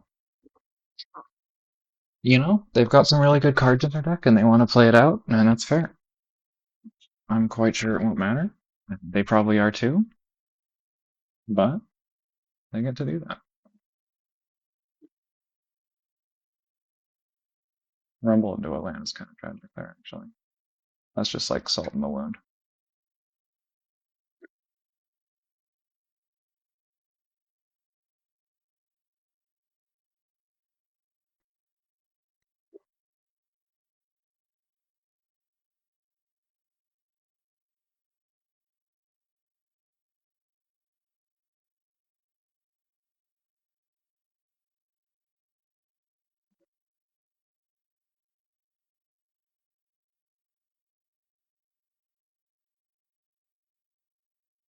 What are you in for 4 non-red? Is that another Kozilek's fan? I guess? Or a Ballista? Another Kozilek's fan? No problem.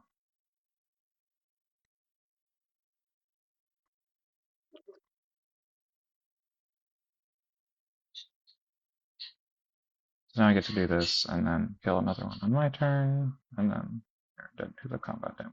Okay, there we go. Finally actually over.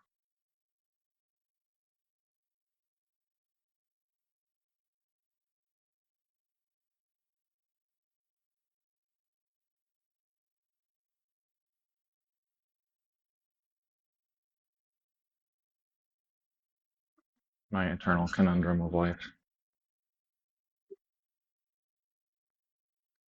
But okay. Signs, good.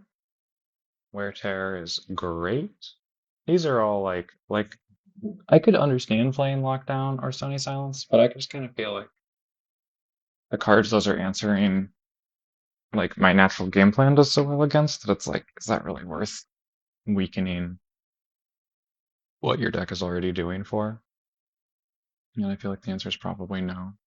I'm gonna cut down on counter spells because I'm bringing in a bunch and because they do get a little sad against Cavern when they have that. And then Teferi is one of those cards where it's like theoretically doesn't do a ton in the matchup, but in practice, being able to play Wraths at instant speed is just really fucked up. And I mean, Bounce Draw against a aggro deck is never the worst card in the game.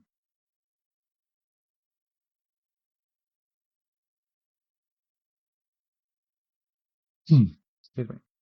Dress Down doesn't really answer the combo at all, and uh,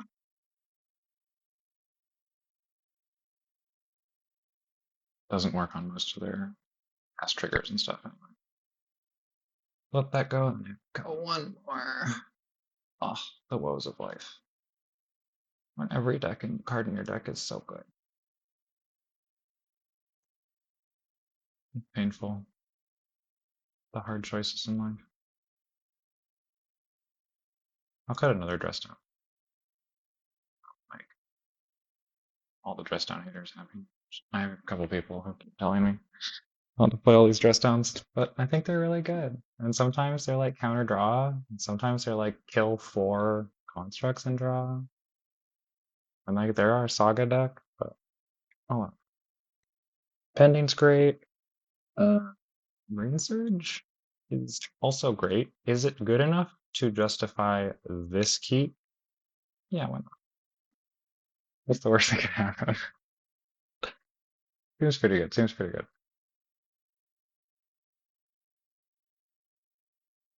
Turn on the steerings. Cool.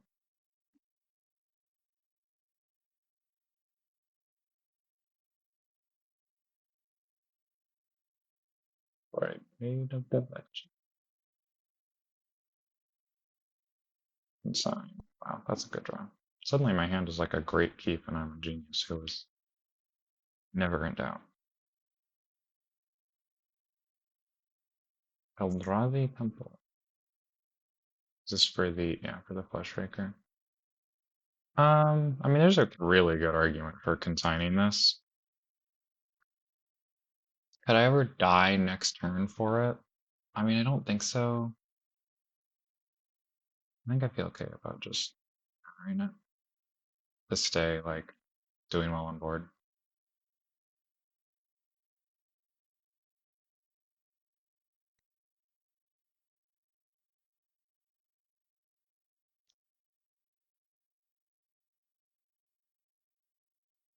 Although I have to imagine if they have the combo pieces, they'll just sit on them rather than ever playing them here. Saga's nice, they already played their land for the turn. But, oh, they're gonna play it. Okay. Well, I mean, if they're just gonna throw it out, I'll go ahead and probably maybe kill it. I should probably kill it. I feel like there's not a lot of reason not to. I would love to see that other exile card here.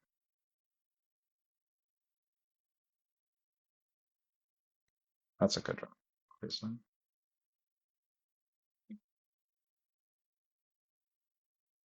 Kill that.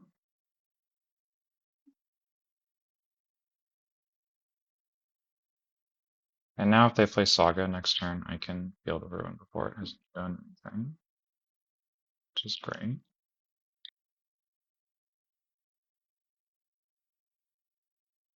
Yeah. Yeah, yeah, yeah.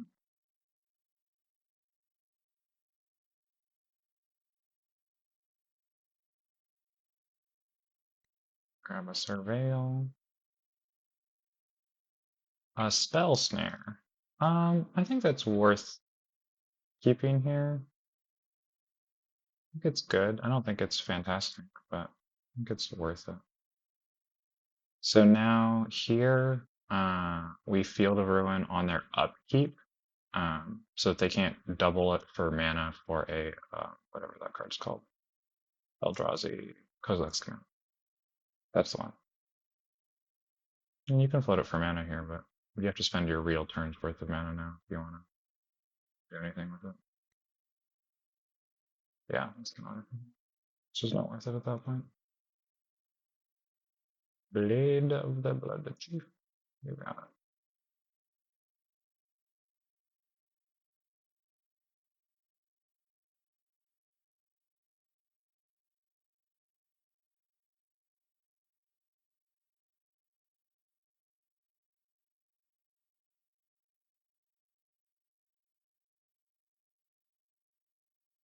Grab a land. Land. If I brain surge into a bunch of stuff I want to shuffle away, I can Lorien Revealed on my upkeep, which is kind of nice. But they also make play stuff I have to counter. I mean, they do notably play real cards in their deck, or at least they try. I guess in this case they're not exactly playing the cards, but they're thinking about playing the cards. They have Veil of Summer? No. Yeah. I was going to be very excited for them. I guess they could have it and be holding on to it. A Ballista on X's one. You got it, buddy. That I do not mind.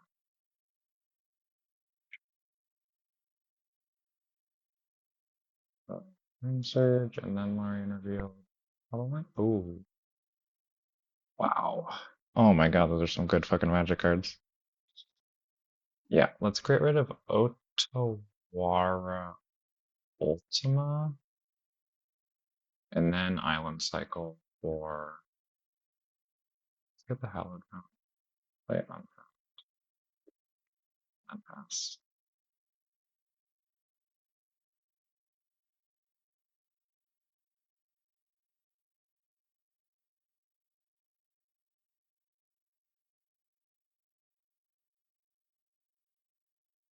Do I even march this? I guess I do. I'm in such a great spot for catching up on cards and just like pulling ahead here that I think it's a little bit silly not to like expend my resources here. Just trading one for one. Because like my thought was I should save it for an Urza Saga because it's the ideal answer to that card by far. Uh, and sometimes I think I would have to do that, but I think in this case there's really just no need.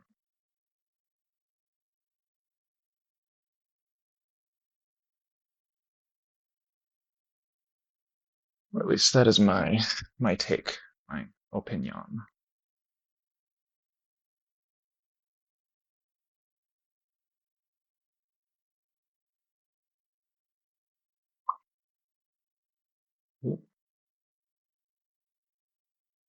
Sure, you can. I don't know if I should stop. There's some thought of like you should counter it in case they go like cavern into the other dude, but I also just kind of feel like that's really narrow and I have time to respond and I'm about to look at the top 7 cards in my library. So what are they really going to do?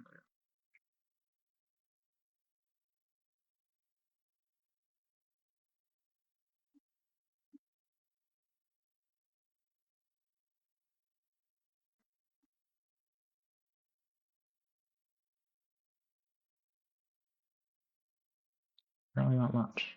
But I can let that one go. Get rid of the combo piece.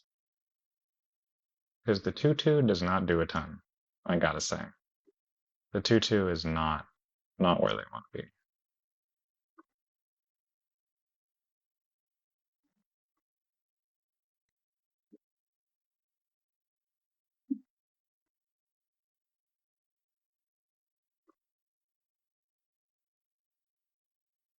One, two, three, four. Rio Man? Is this another ballista? Yeah, I'll consign this one.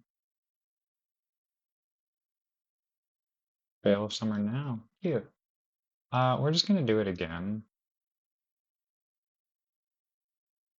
They'll get to draw the card, but I'll and I mean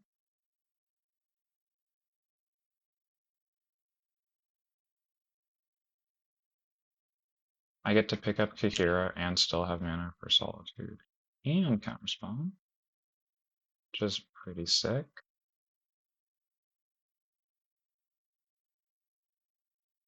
I'm gonna go ahead and kill the Battle Mage here to protect the loyalty. Because the ultimate is like another kind of clock that puts pressure on how they're allowed to play their turns. So that's actually pretty valuable. Sure. I'm gonna save the Flooded Strand in case I need it for a shuffle, like for a brainstorm. Pretty fine.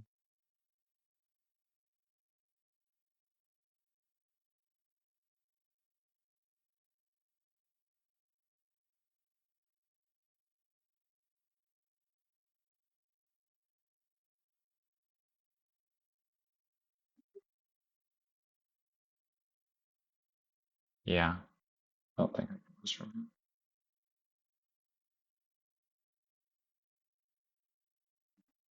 You got it, friendo.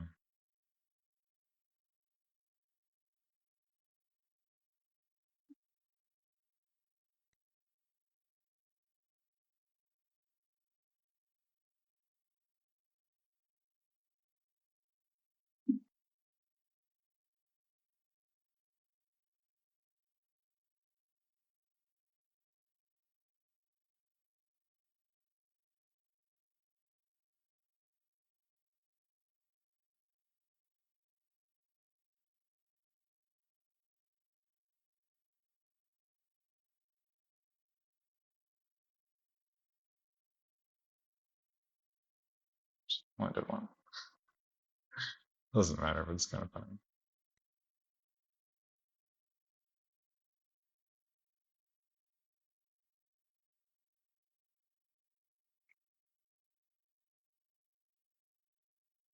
Maybe that's kind of fucked up. Maybe that's rude. I let them make the construct so they would spend the mana so that It's gonna die to dress down anyway, but maybe that's rude. Maybe that's impolite. Crosses the Magic the Gathering etiquette, perhaps.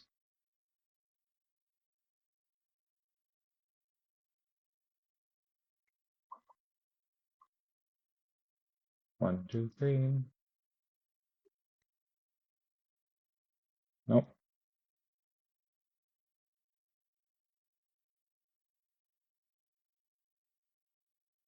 Is this for an Emrakul? No. For a Kicked Waterscape Battlelord. You got it. You do that.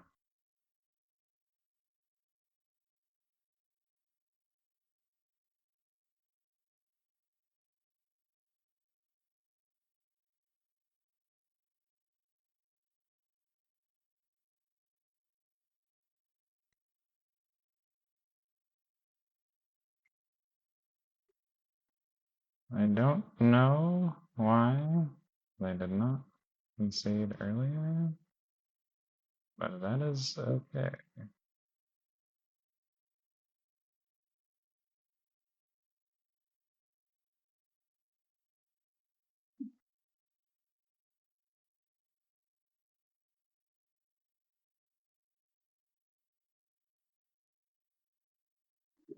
I mean, they get to play it out.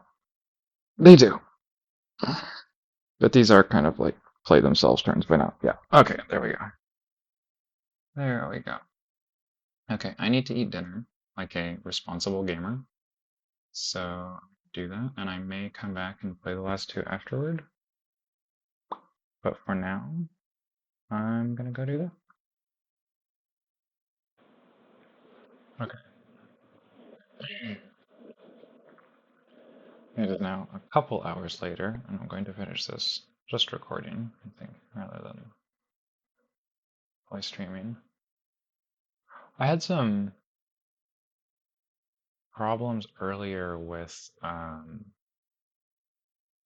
stream not loading on some browsers. I don't know exactly why, because other streams would load, and mine worked on my phone's app and my computer's browser, but not my phone's browser. I don't know exactly why, but hey, whatever.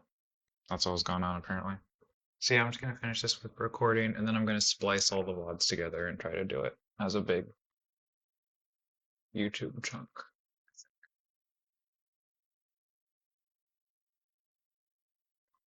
So back into it on the fly.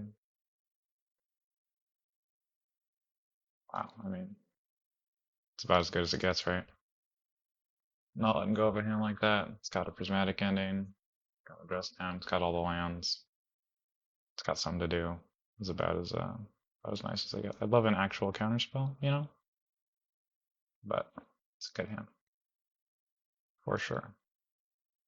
Yeah, so I have two modern regional championships, and God damn it, it's so silly. I do not know why this thing does this.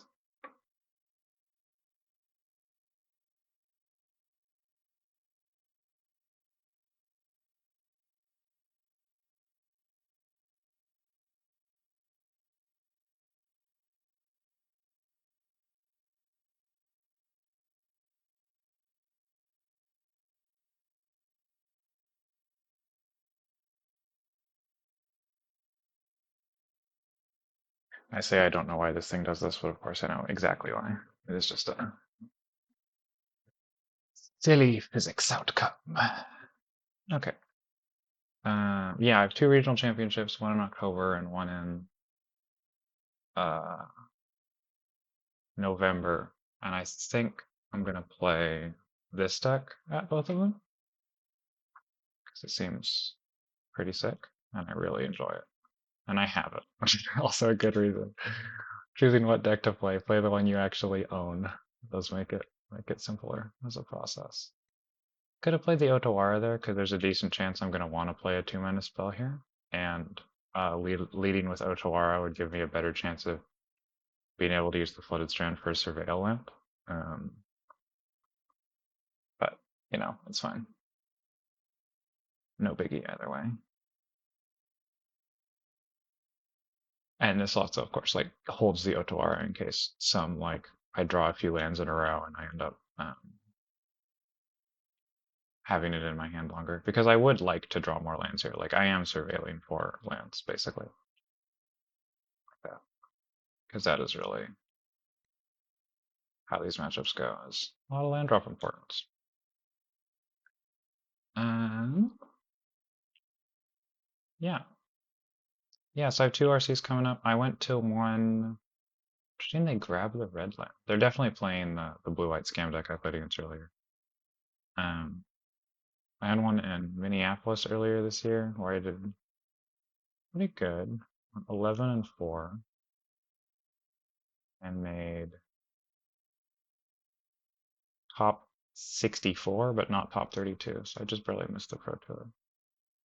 But I'm hoping to do better. But one of the things that makes me want to bring this deck is something I really love about it is one, the part where every game really feels like playable. I don't feel like I have matchups where it's impossible for me to win a game. And I also don't really feel like I have matchups where I have free wins or guaranteed wins, which is difficult. And like you have to fight for everything because you really have nothing that's that easy. But I love sitting down and knowing that I'm going to be able to play the game. And another thing that I really feel about it is like just kind of playing our lands here. I think I have a lot more like equity in this kind of game, but we'll see if they try to force something at some point. They thought about it, I could see.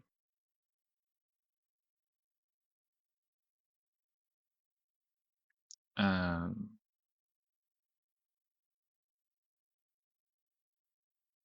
and I think this deck is also very good against fringe decks frequently, which isn't always true of control in bigger formats.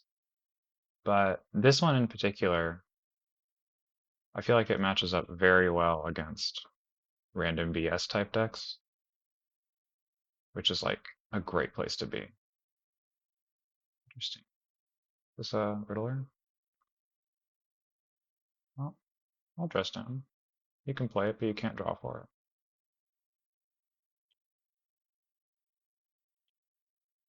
it. Yeah.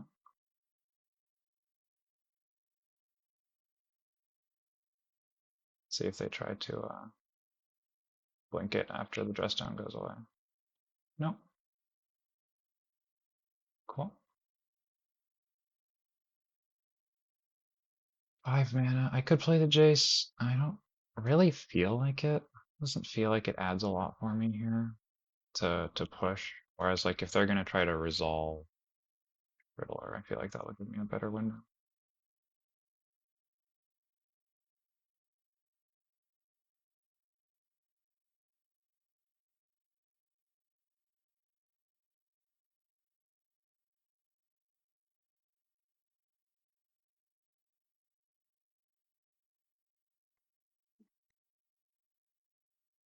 Well, they won't let that go for free. I want to use it to fight right now. I don't want to discard to hand size. It makes me more interested in playing it. They'll probably go for a regular counterspell first, but maybe they'll lead with a subtlety. 1, 2, there's a counterspell. Force negation, nice. And I'm happy to fight. I think this is advantageous for me. I mean, if it resolves, obviously it's huge. I think most likely it doesn't, and I'm totally okay with that. That's not a huge deal.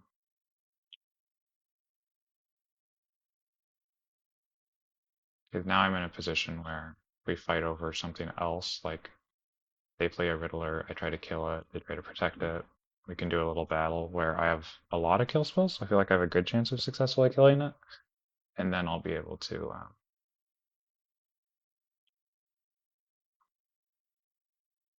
possibly land a Jace afterward. So do I want just Solitude here? I don't think so. Well, that's nice. Because I don't want to get ephemerated for value. It's really what it's about.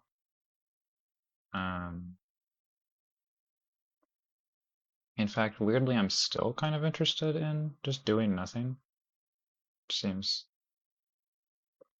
a little funny, but and then trying to pick a fight like on their instep maybe. Starting with like a march and having access to like another march or solitudes, etc. Following it up with their instep. Because I think the most likely thing to happen when I play a kill spell here is that they're gonna try to ephemerate.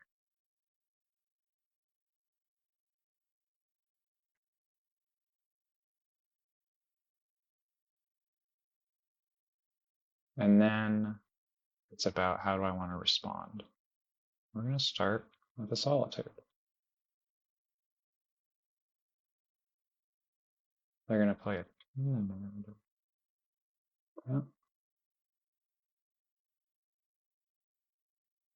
And now is this a subtlety?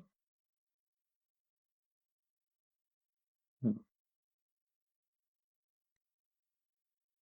I'm definitely interested in like committing to this fight. Like I really want to kill this Riddler here. Because if I do and then can play Jace, I feel like I have an insane chance to win the game. They're gonna counterspell the Solitude. So let's say okay. And then let's do it again.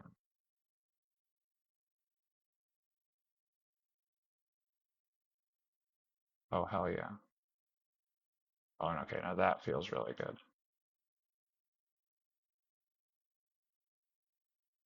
Possible they have another Force of Negation. But if they don't, this is huge for me. Yeah, holy shit. Yeah, let's do it. Wow, that's big. They might have another one, but I mean, even if they do, I already have the Jason play and I have a verdict for it. So it's not going to be that great for him. Really...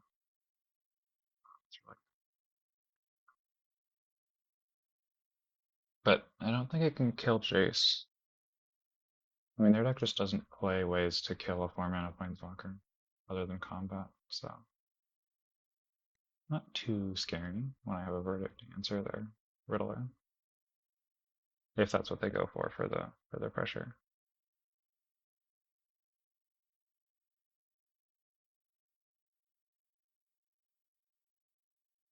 But yeah, when I'm thinking about what I want to play at an RC, I think this deck benefits from open deck list. I think this deck benefits from a wider field. Um, and I think the deck benefits from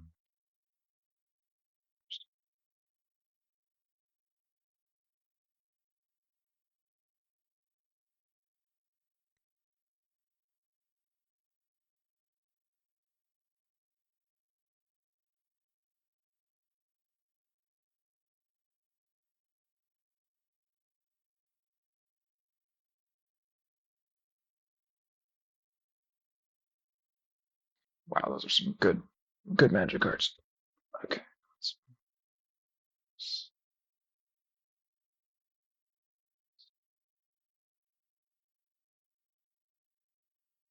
Really love to see a fetch so I can get my own steam vents.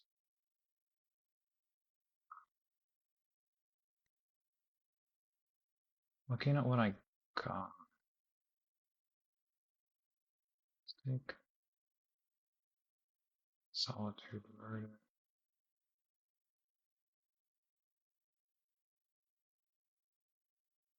Then also do this. Nice, and there's the fetch. So we're going to shuffle away Mystic, Gate, and Verdict. And then grab a Steam Vents, and here will be my first attempt. And if they have a counter for it, I have another one to follow. But I don't know if they do. And even if they do, it's such an such an inefficient way to fight over it. Like I resolve all this card draw and then you stop the kill spell, but there's going to be more of those anyway.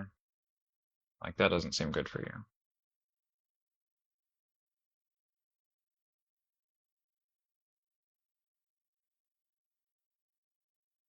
Here's the Riddler.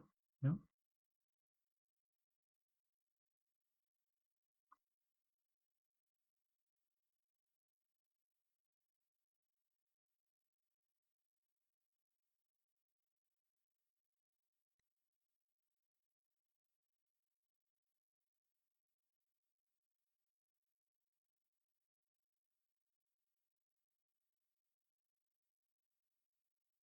Yep. Oh, that's fine. So I play the Verdict, the Solitude, the Fairy. So many options that are really nice. I think let's go with the Verdict because it can't get ephemerated to save it. And then let's brainstorm. Let's go Solitude, Consult, and stock up again.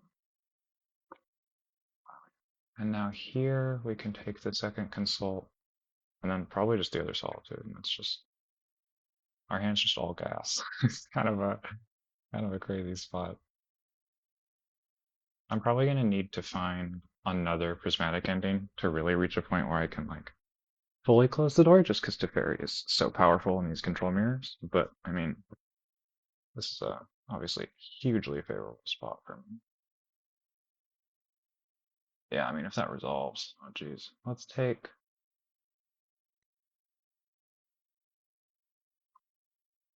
Let me take Teferi. I'll probably take Drastic, and then play the Teferi and see if they're gonna counterspell it. Nope. Sweet. And then let's brainstorm. There's the prismatic endings. And let's go Wanderer plus Sacred Stone, red, exile that, fetch, nothing to get. What do I have left? I only have planes left. That's very funny. It still does the shuffle, which is the important part. It like changes my draws. Well, theoretically, but kind of a funny interaction there. But yeah, now it's just like it's so bad. So they're gonna prismatic ending to Fairy, but I didn't so much need to have it to Fairy as much as I just didn't want them to. They have another one though. So here we go again. So now I might play Big Teferi. Do I still have one more? One, two. No, that's all my prismatic endings. Okay, it's a little annoying, but that's okay. Let's go ahead and do this. Nice. Fuck. And then let's start plusing because my hand is really good. Seeing a subtlety. I don't really mind. That seems fine. No, you can keep it. And then I'll just pass.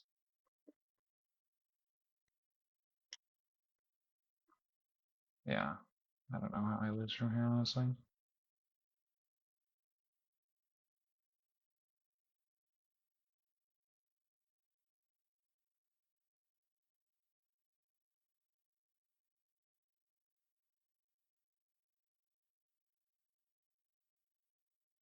Let's bottom this. Then they can draw the I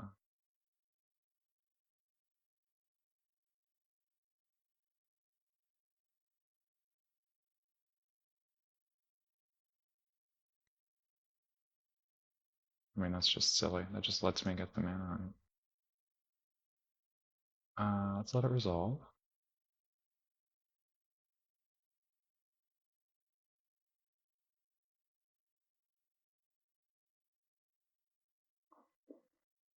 And kill the subtlety.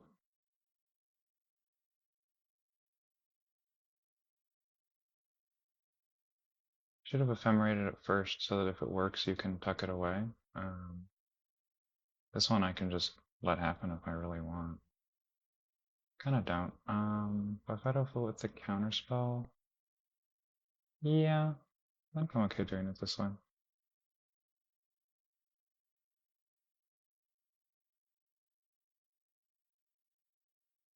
Yeah. It's kinda giving me the free mana there, fam. What's that amount? 1, 2, 3. That's 3, then I will try the counter. Yeah, that's game. They might concede here, actually. 6, 7. This is giant wrath to kill us all, dude. I mean, yeah, if you want. I think we can agree that this game is over, though.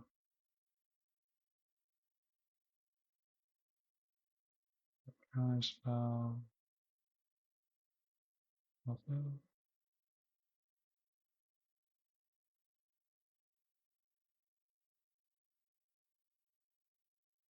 Oh, you can draw that one for sure. And then I could play the Null Drifter here, but I mean, I'm quite sure that Jace is going to be able to win it for me, so no real need. Yeah, this feels super over.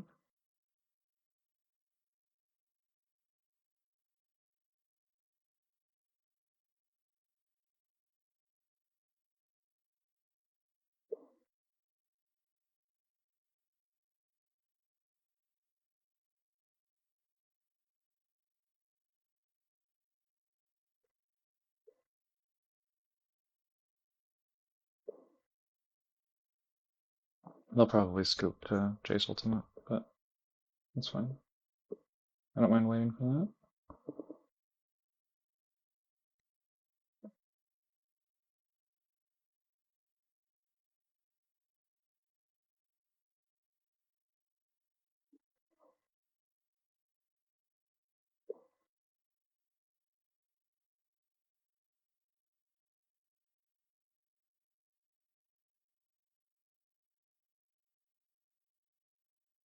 Failed to find.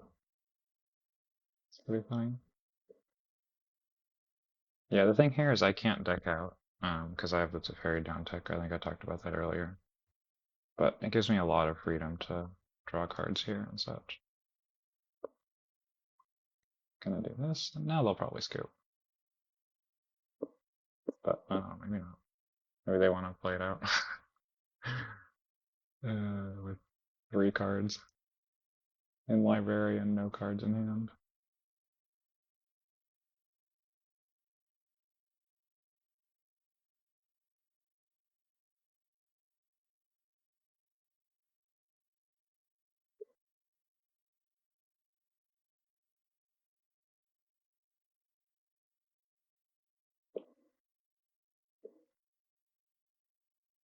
Yeah, I mean, they're just gonna play to deck out, I guess, because it burned my clock, but I mean, this is never going to time.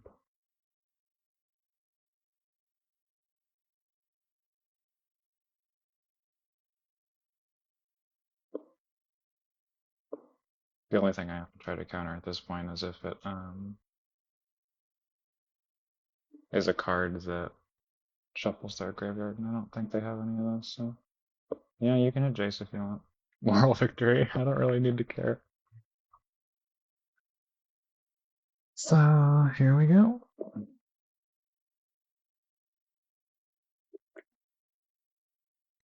Yep, GG. Nice.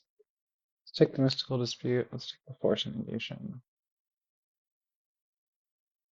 I wonder how I boarded in this matchup earlier. That was like 4 hours ago now, so I'm actually not sure, which is a little bit silly, but that's probably just these. I mean, none of these are. Oh, I remember talking about Beza and then being like, I don't think it's good. And I'm definitely cutting Rest in Peace, and then maybe just like a Prismatic Ending. You could cut Ultima instead of Prismatic Ending. I think that's very defensible. I don't think this card's doing much here. We don't play enough creatures. It's only really good if I have Teferi, which is already a win the game card, so yeah, we'll do it like that. Yep, let's do that.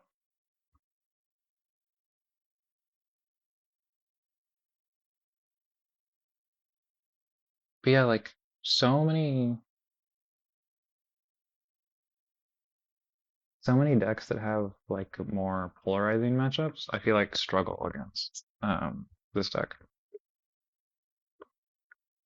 I know Gorya's Vengeance is supposed to have a good matchup against me, and I'd say my matches against it definitely feel difficult, but not like unwinnable.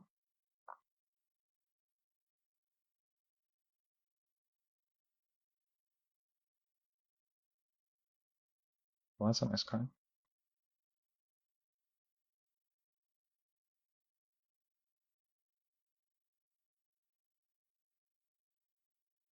Milled a counterspell, so they must be desperate for land. Ah, they kept a 7 with 1 land. I mean, I guess it has like a Riddler or something, and they were like, well, if I just find one more. But I mean, that seems really greedy. That seems foolishly greedy. Just mulligan. Your deck plays well with few cards in hand anyway. What you don't want is to fall behind on land drops and a control mirror, which is like the most important thing we can be doing to each other. I mean, they have a. Why didn't they just play it on their turn? Then they could have not missed this land drop. But that's okay. They get to do whatever they want. Get the steam vents.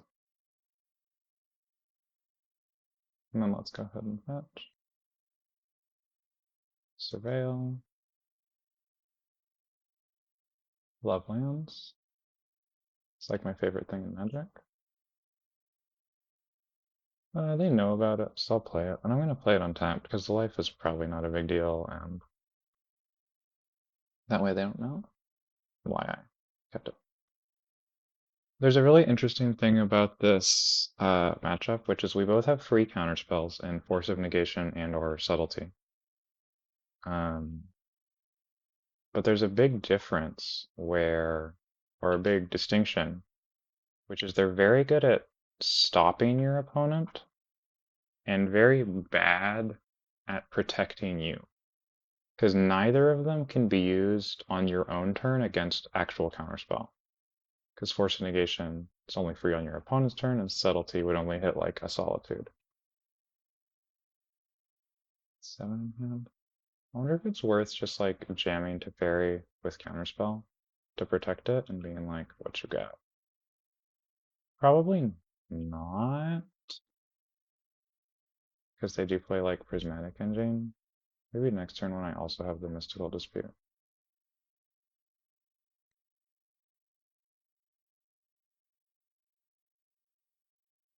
Not a basic. Oh, they're gonna consult. Oh yeah, I mean, I'm definitely not letting that. They're gonna force a negation for this? No, I didn't think so.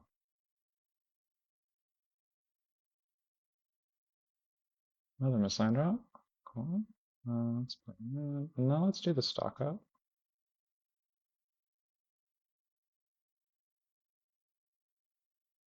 Nice. Got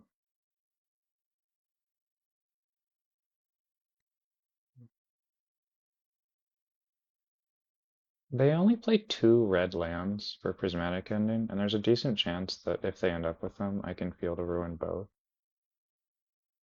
which seems pretty good for me. So I think that land's pretty nice, actually. Probably gonna do that, yeah, untapped. Not a ton of reason not to. Uh,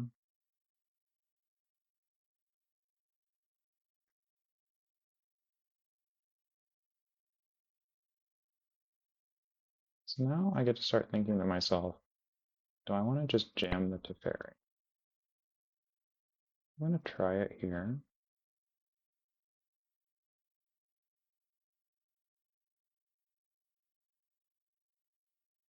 Because I have a lot of stuff to answer something they do on their turn if they win the fight. like the verdict and the ending. And then I also have something valuable to do if they burn a lot of resources in the fight. This for a subtlety, yeah, and now I have down.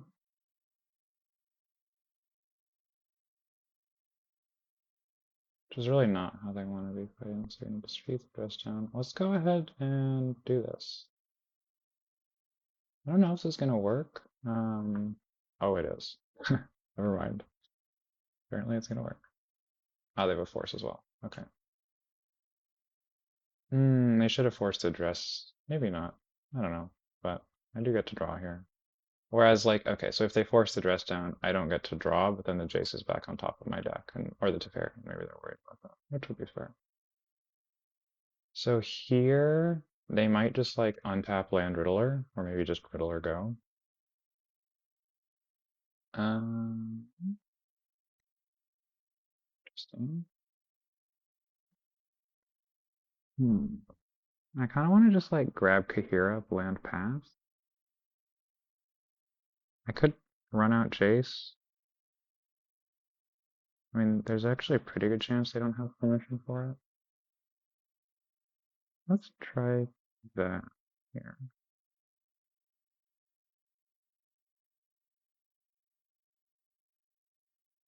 Kind of curious what they're gonna do.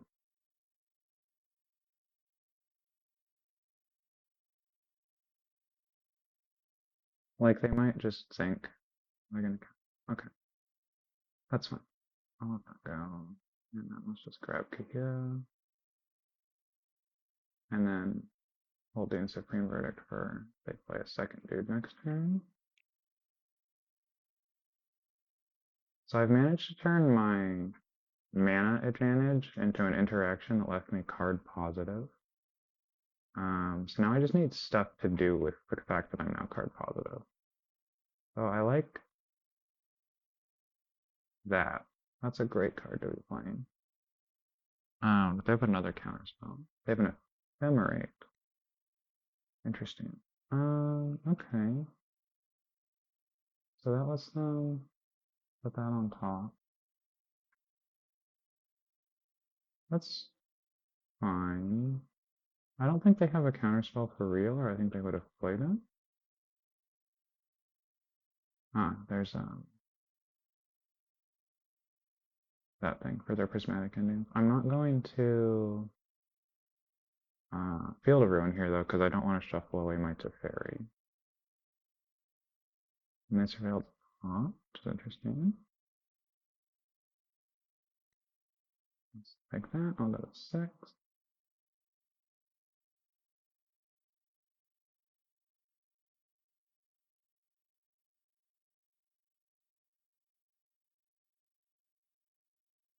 They're gonna warp it. Interesting. They have an ephemerate? No. Huh. That's an interesting choice. I mean, maybe they do have an ephemerate and they just wanted to save that? Or do I play it? Yeah, I think I'm just gonna play it. Just normal. 3 second. Oh, 5. Ah, they're just doing this because they have to, right? That's not for value of any kind, that's just because otherwise they're not allowed. And now here,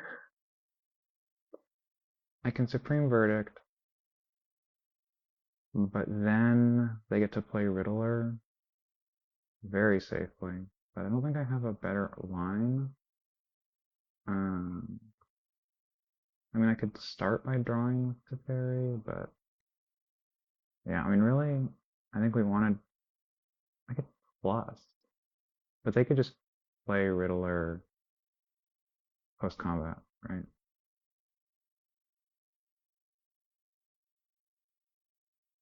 Interesting spot here, actually. I could blow up the Elegant Parlor plus Teferi past turn.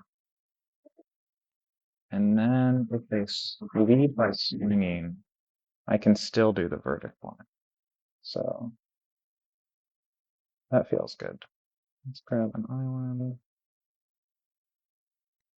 They'll grab. Oh, I'm just gonna plus some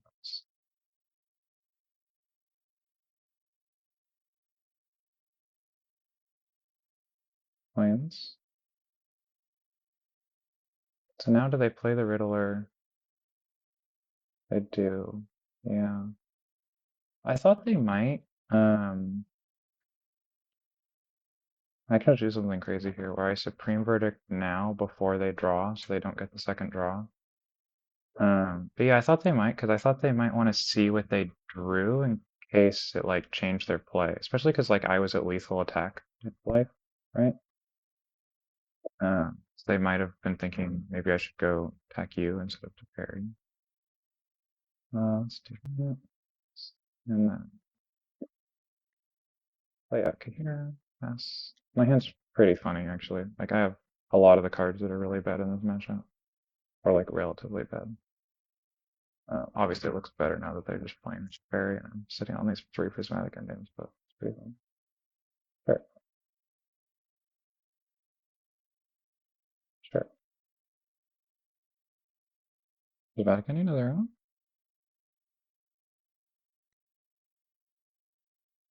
Nice. Oh, they missed it. Did they not have it? Oh, no way. I guess I could have been kind of a jerk and built it in their combat stuff. They didn't mean to do that. Yeah, so here's that.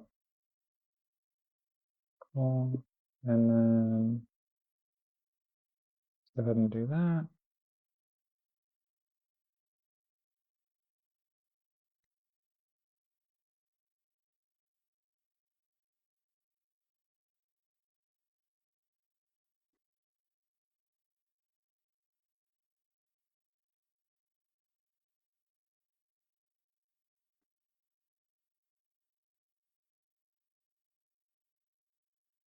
This is a funny game state where I'm not sure if I'm better, because I think they top deck quite well from here.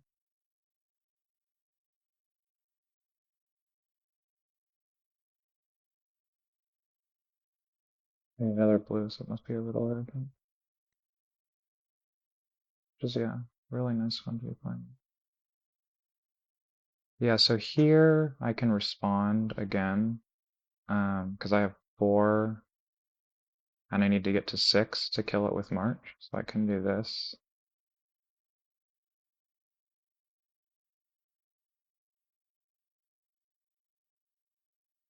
And now it'll die and they'll only draw 1. But I mean, the Riddlers in general are just very good in these long games, where they're likely to see them.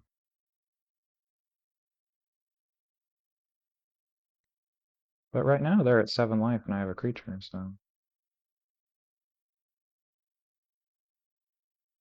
I wouldn't say I feel great, but I could definitely feel worse.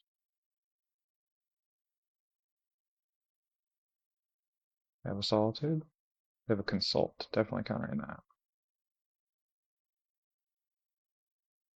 And a Subtlety, or Solitude rather. Oh, oh, that's brutal. Ooh, that's rough. I mean, I think it's probably still better to counter the Consult, but that hurts for sure. That one I just get to kill, that's fine. Yeah, that one's gonna be hard to beat. Oh, they bounced the... That's a good play. I like that a lot.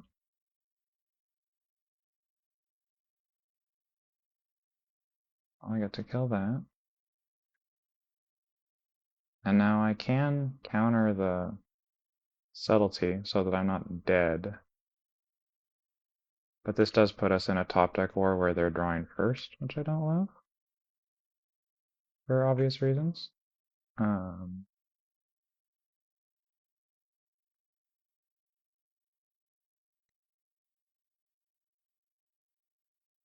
but maybe it'll work out.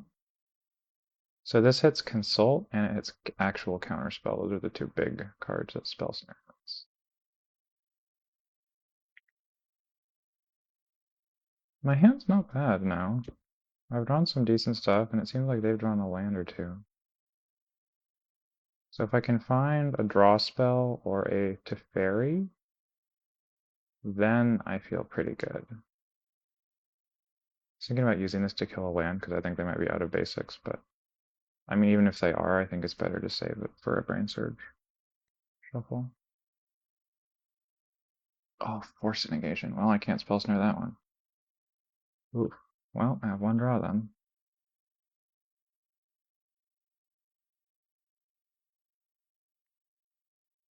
So, looking for not a ton of stuff. I have a few kill spells left.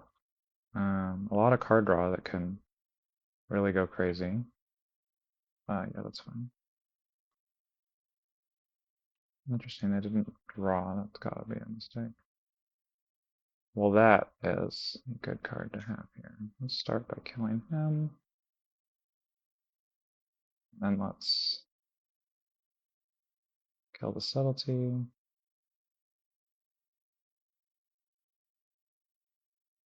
Spicy game. The second Solitude is always the best one, of course. So kind of in a funny spot if we start solituding each other's solitudes. This game can get pretty silly. But they don't have one. Yeah, this is pretty funny the way this turned into a top deck war. I can't really say either of us like earned the closing of this win, but wow. Okay, well let's take counterspell plus fairy, and then try to play the Teferi, draw a card.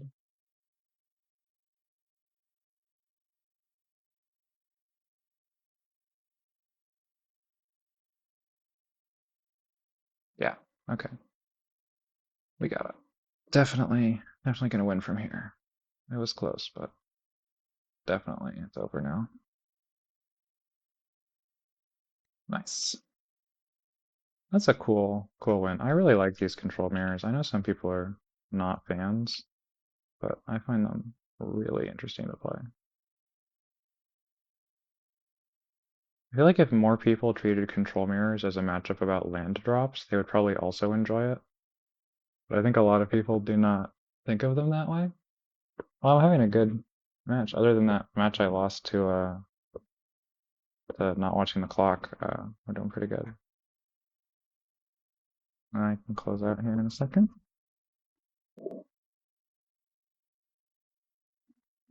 This will be like one of my first Magic the Gathering. I was about to say my first Magic the Gathering video in a while, and then I realized like my last two videos were about Magic the Gathering, I'm pretty sure. At least one of them. Maybe one.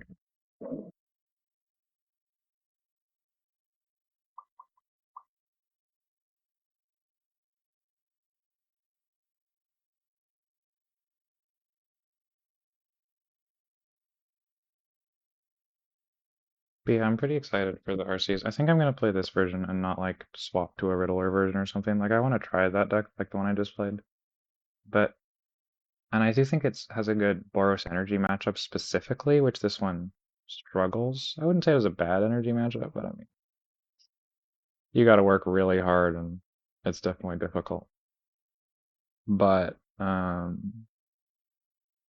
big thing about this deck is I feel like every fringe deck is a great matchup. And especially at a really big tournament, especially because Modern's the kind of format where there's a lot of people with pet decks, especially when it's going to be so much more advantageous to have deck lists for like this kind of control game plan. Yeah, I think I'm probably bringing this one to, what is it, Houston and Las Vegas. Yeah, not my two favorite cities in the world. In fact, relatively low on the list. I am not really a Las Vegas kind of person.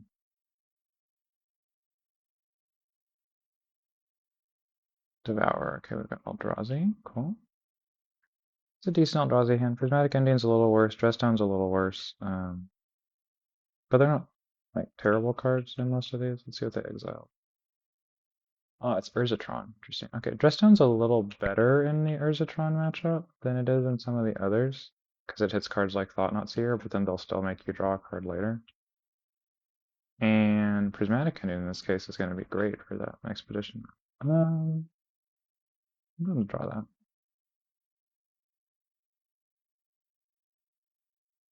This has so few hits in this matchup, so it's nice to find one that does. The big scare card in this matchup is like Karn, I think. That's kind of one you don't want to see. So I'm thinking about going for the Field of Ruin here just to keep them offline for longer. They exiled a power plant and played a power plant. So that's the one they have like the fewest of left. Let's go ahead and just do this. I guess I could have done it on their upkeep in case they have a Kozilek's command. Let's see if they do it. Kozilek's command for one. They're thinking about it. Yeah, I think it's a good choice. In fact, I think I should have really played around this. That's kind of a big misplay, but I was just being lazy for. Not really any kind of excuse. Well, they did have Tron next turn, so. And they're going to have it next turn anyway, which is a little terrifying. How do I want to play into that? Knowing they're going to have Tron. They're going to have a ton of mana. We know they have a Devourer, so Teferi doesn't really make any sense as the play. I think we just play the stock up. Try to find cards like Counterspell, just right there. And get another stock up. It's going to be hard to fight through, like, specifically the 4-mana Karn is really rough. Game 1, particularly. Because I just don't have ways to kill it, and I don't have enough ways to counter it. There it is. Oof, it's going to be a little spicy. So they'll minus. They'll probably get the one that turns off lands. No real reason not to, especially when they have so much mana left over.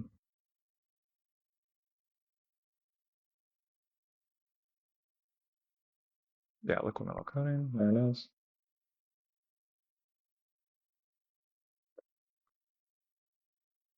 Yeah, can't counter it now.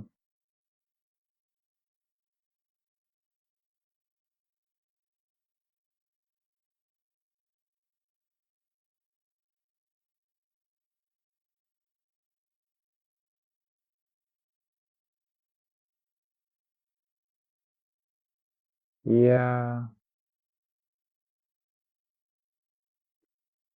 I mean, I'll take it. I don't feel great about it because Karn is going to be such a problem regardless. Interesting choice. Thought they would pick the red source in case I drew Prismatic Ending, but I guess it doesn't matter because it's only 2 mana. But yeah, so let's go ahead and do this so that we can keep them off of more Tron.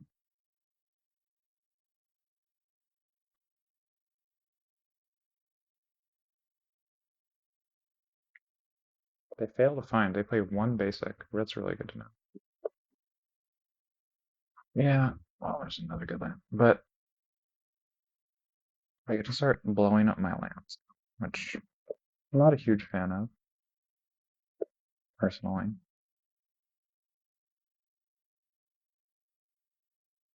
I can bounce it next turn with Teferi and then potentially counterspell it on the way back down. Oh, that'll do, actually, because I can spell snare.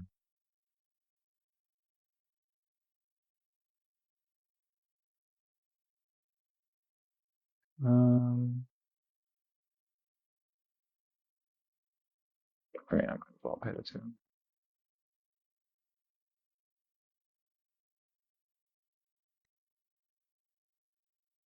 But yeah, even as I like try to fight through this stuff, the Karn is going to make it very difficult. 1, 5, 6, 7. Yeah, so if they play that, then they cannot also play the liquid metal footing here. So I could just counterspell this because it's a 6/6. Which doesn't feel great, knowing they can't play anything else. Yeah, but I mean, it is a 6/6.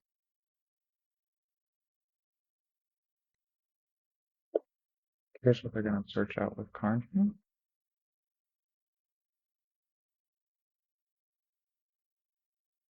Disruptor flip. Okay, that's fine. That's not exactly a huge card in this matchup. Land is good.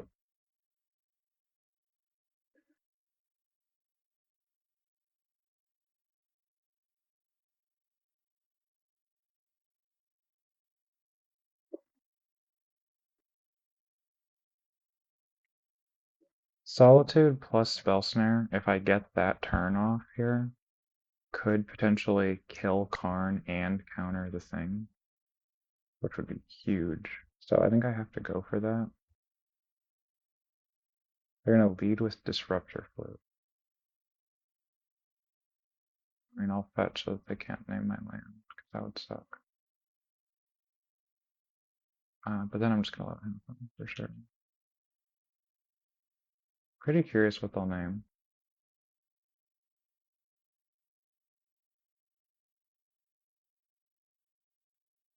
Field of Ruin. That makes some sense.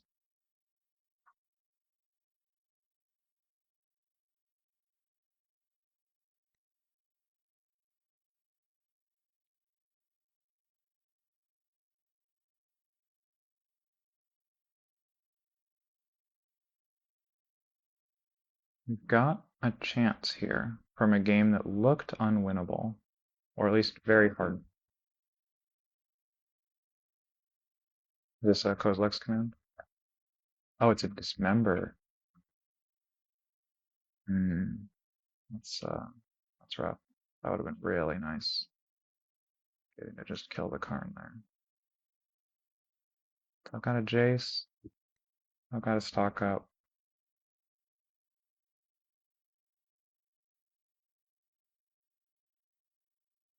Probably playing the Jace. Well, I mean, they could just have another Devourer, but I mean, this is a very nice play for sure. So here, I don't think Teferi is huge in this matchup, but I do want the Solitude. The thing is, I'm going to be shuffling for a land, so probably March Teferi will be my shuffles.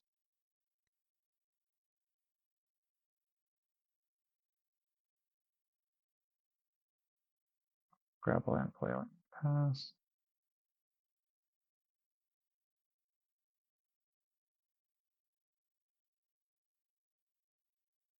It's interesting with the coding in their graveyard, they can't get it back on like if I prismatic ending it.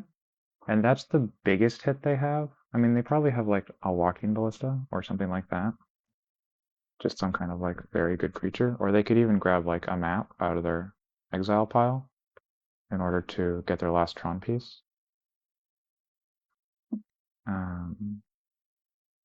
But something like a brain, what's it called? Stone brain? Probably not really what they're looking for.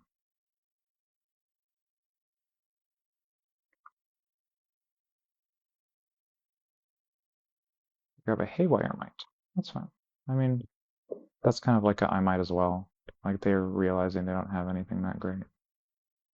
Which is, I mean, good news for me, obviously. 1, 3, 4, 6, 7. This is another, oh, it's a Sire of 7 Deaths.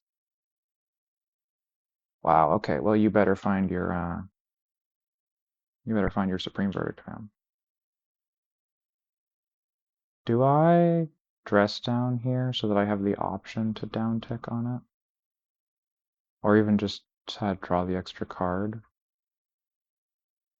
I mean, I think I'm just gonna hold on to it. Start with stock up. Dress down, counterspell, brain surge. Let's go counterspell, brain surge. And now I'm just gonna, yeah, I'm gonna brainstorm because I can kill it with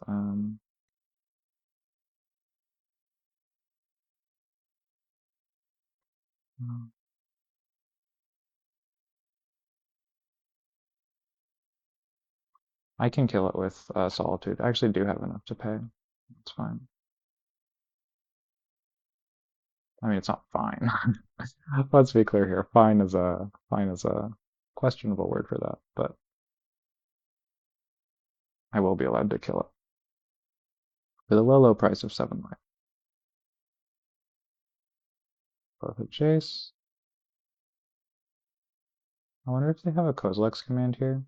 Because if not, I actually get to block the Haywire Mite. Yep, we're gonna pay 7 life. That's fine. And you're gonna gain 7 life. I just offered you 7 life. That was such a good deal for you. I mean, if their hand is bad,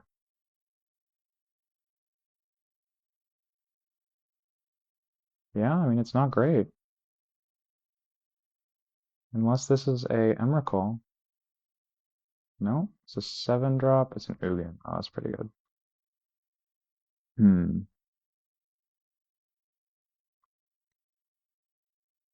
Yeah, that's rough. Oh god, that's so rough. I hope they don't have another artifact in their hand. If they zero here, I'm probably fucked. Oh, was so close too. Sorry, Dismember, which I mean is not the same, but it's very close. Ah, it's brutal. So I have an Odawara on top of my deck, which I probably just draw and then use on the Ugin, and then counterspell it on its way back down if they go for that. Yeah, I mean it's not great, but it's a play. So it will be the one we go for, because them doing that for a couple more turns will be unbeatable real quick. Let's do this. And I mean, I assume they won't just replay it. Because it's still a removal spell later, even if I counter it.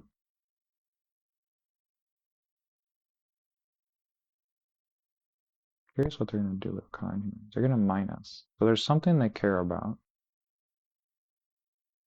Stonebrain. Do I counter that? Because my thing is I'm running out of ways to win the game. Like, even like poorly win the game. Plus they could also just name counterspell. I think here I have to counter it and then draw into a new counter is really what I want to go for. Because they don't have enough mana to replay the Ugin, so it gives me a chance to draw.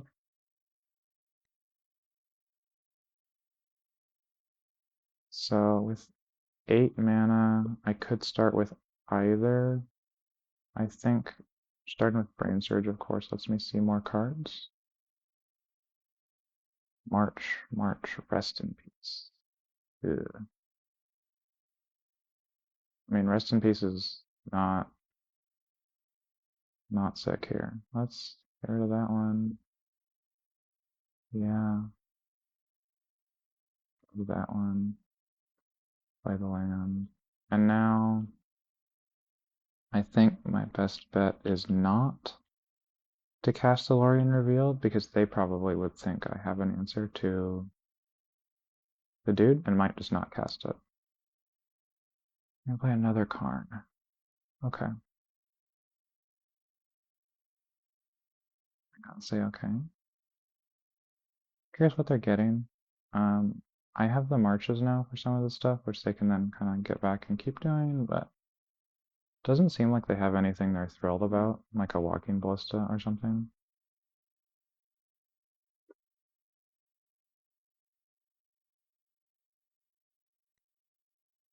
Cityscape leveler. That makes sense. This is another good thing to do. The dress down kind of answer it pretty nicely, but makes sense. Wandering Emperor. I mean, that's a good card in this kind of spot for sure. Let's draw a bunch of cards. Or I have no more fetches, fortunately. Yeah, I didn't see that. Um,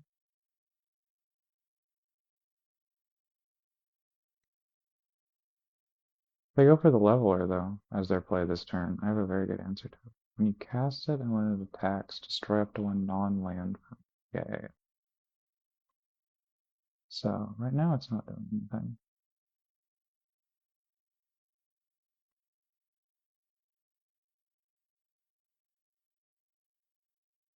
See what else they got? You know, pick up your whole sideboard, why not? Ooh, Walking Ballista. Okay, that one's kind of fucked up. A giant Walking Ballista I have a great answer to with Dress Down, though. Because I can Dress Down plus March, and it's just like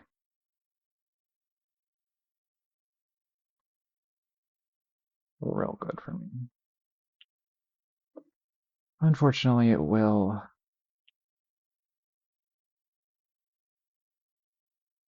be something they can get again, but at least not quite yet.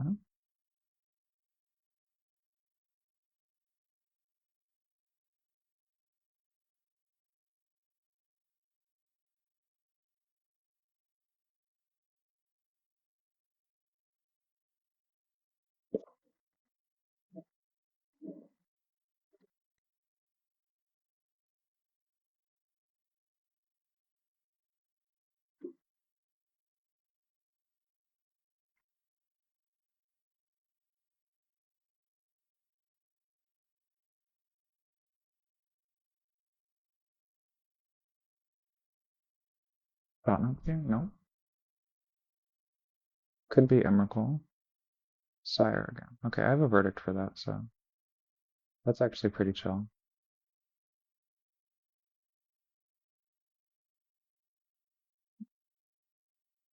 Although I would love to be able to kill the Karn here with Wandering Emperor.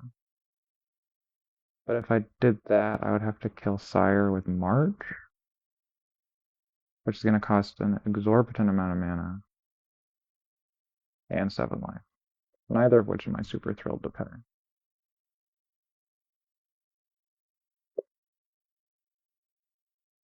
But if I don't, they can get the Walking Ballista back again, and I don't have a good answer for that either.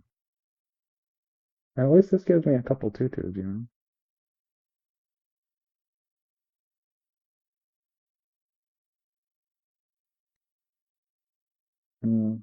It's hard. Yeah, let's go for it. Let's play it. Make the 2/2. Untap. Cast this for a billion life and mana.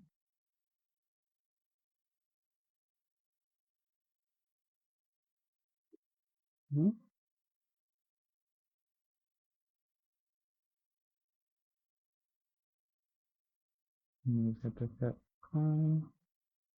At least he's gone. And then I can only take him. No offense. Future's not incredible in this board state, but, you know. Eldrazi again. Oh, it's for us, though. I mean, that's fine. It turns on Tron, so they have infinity mana again, but I mean, that wasn't really my game plan here anyway. So they have 8, 11, 12, so they still can't do both, which is nice. So which one are they going to do? They're going to do the cityscape leveler. I'm going to blow up that. So if I draw a counterspell, or card draw to find a counterspell, Verdict does, let's say, even out the game, but not into that. So again, I really just have to try to get them not to play it, which my best way to try to do that is by... Oh, it has Unearth. I totally forgot about that. I should have played the Rest in Peace. Yeah, that's fair. Yeah. Okay. That one's really good. Those are really good. Wear Tear's not actually that great. Stony Silence also. Most of their stuff doesn't really care about it, and they have a lot of ways to kill it. And then this one, stuff is really mostly not a huge deal. Prismatic Ending, fun. And then, I mean, I would say Teferi is not great, but it's better than all the other stuff. I'm gonna try with this first. Um, I've got a March for a turn one map. Um, good stuff, you know. It doesn't, it's not a great hand if they have like a natural early Tron.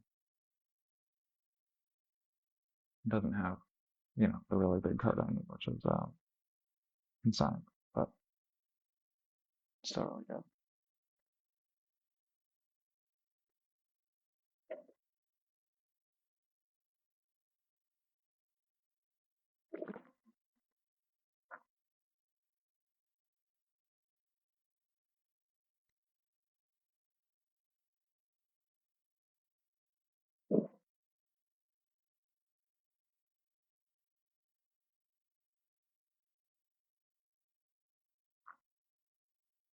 Yeah, I think I had a couple misplays that game. The Rest in Peace was the most unforgivable one. I really didn't want to play it for a long time because it turns back on all of their hits with future cards. So anything that they previously searched for is now exiled and can be searched again. But obviously, you know, compared to losing the game, it's better to play it. They have a Devourer, cool. And they chose to keep after a long sync with the Devourer. So maybe their hand sucks and they're really hoping to Devour.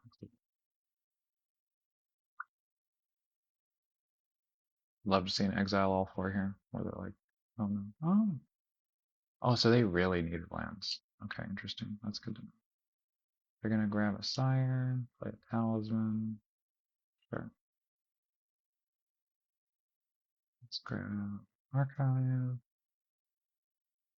The Fairy. No. Here, not my favorite card. Switch. And play a land with Counterspell or a Karn. Would I counterspell a Thought Not Seer? Yes. Yes, I would. I had to think about it for about a quarter of a second and then realized the answer was absolutely.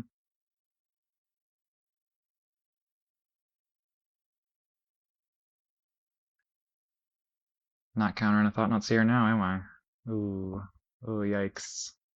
Is that what it is? Yeah, it's pretty good.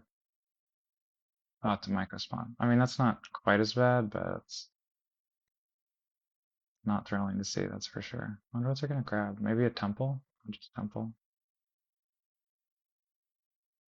So, do I kill the talisman here just to slow their... Or do I just use the brain surge? I'll probably just use the brain surge. Because one of the cards I'm really likely to see is Sire of Seven Deaths. Um, well, I mean, in that case, that's 7 mana. There's a good chance they have a second one.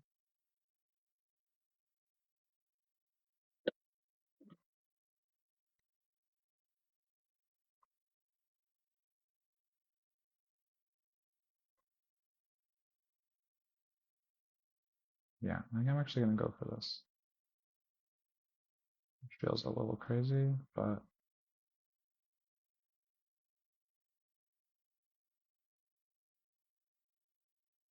if their land doesn't make 2 mana, or they don't have one, then I think this could be very nice here.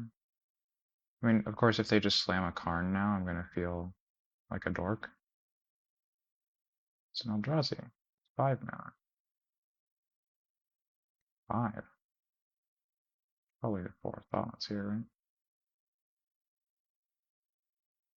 Or another microspawn. Yeah, it's another microspawn.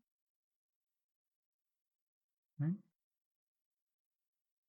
Getting maybe just another temple.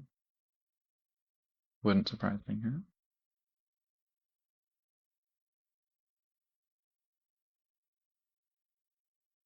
Another labyrinth. Interesting. So they probably have an Ugin.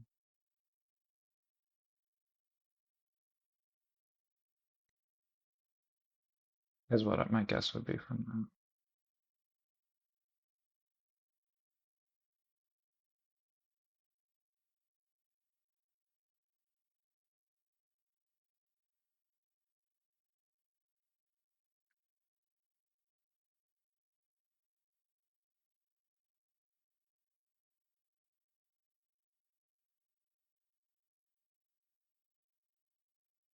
Wouldn't be surprised to see them just pass on that mana. Not overcommitted to a board wipe or something, but it would also give me more time, so they're gonna play the card. Yeah, I mean, that's fair. Understandable. I do have to counter.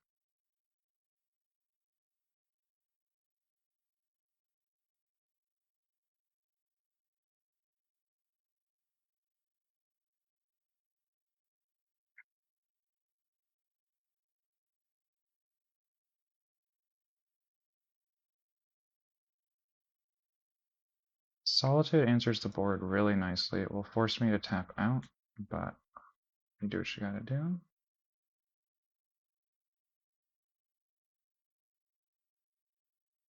Moral Drowsy Temples, yeah. That's good.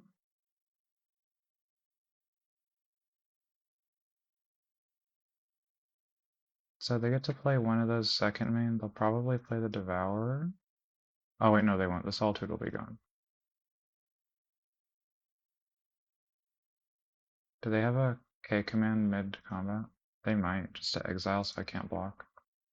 Mine could actually be a pretty nice play. Don't really have any options around it, but it would be nice. I mean, I could have gone like Brain Surge planning to evoke or something, but I mean, I just don't think there's any merit to that. Yeah. And this does deny them drawing with it, but I mean, it's clearly not great. So they're not going to do it on either of them because, again, they really want to play around board wipes. But this does have the downside that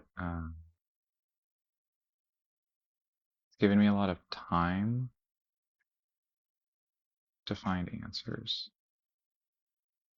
Let's grab an island first and then do this. So now the Devourer, I can consign the trigger and keep my Teferi. And then I'll have Draw Step plus Teferi Draw plus Brain Surge to find Supreme Verdict or Ultima. But of course also do the trick. 6/7, yeah. They didn't make it uncounterable, so I'm gonna do both. I don't know why they didn't make it uncounterable. But hey, no complaints. Oh, they have another one? Oh, that's kind of rude. Oh, is this an Ugin? Oh, God. Oh, that's disgusting. Yeah, I'm gonna lose this one. Ah, yeah, Tron is rough.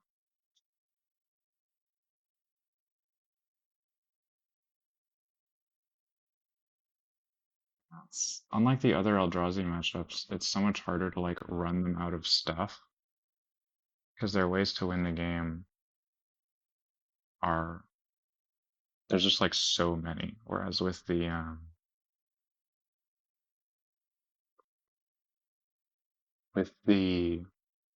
other Eldrazi versions, so even just like mono green Eldrazi, the ones that don't play like Yeah, Ugin is, I guess, really the big difference. Is that when they play Ugin and Karn, because the Planeswalkers are pretty hard to answer favorably, uh, it can get pretty difficult.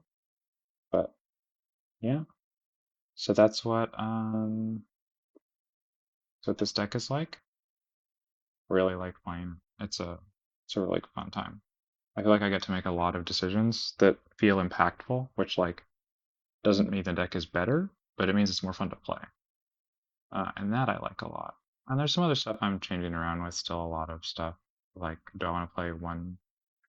Do I want to play the fourth prismatic ending or not? Do I want to play 6 pieces of card draw or 5? Do I want to play a subtlety? That kind of thing.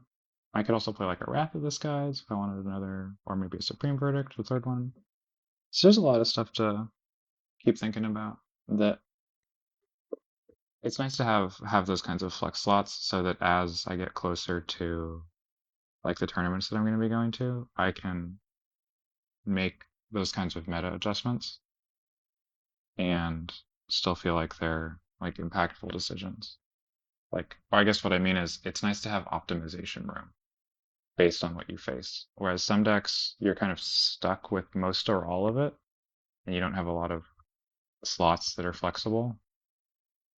And then you can really struggle in some formats where your deck is just like naturally less favored. You're kind of forced into those like good matchup, bad matchup situations. Whereas if a deck turns out to be really good, like 2 weeks before or a month before the regional championship, then I have like easy access space to put in answers for it, which is kind of nice. Kind of nice to be playing the game, which especially with what's going on in standard is a good feeling. That's a rough place to be for making decisions unless you're the Cauldron player. But yeah, okay, I'm gonna peace out.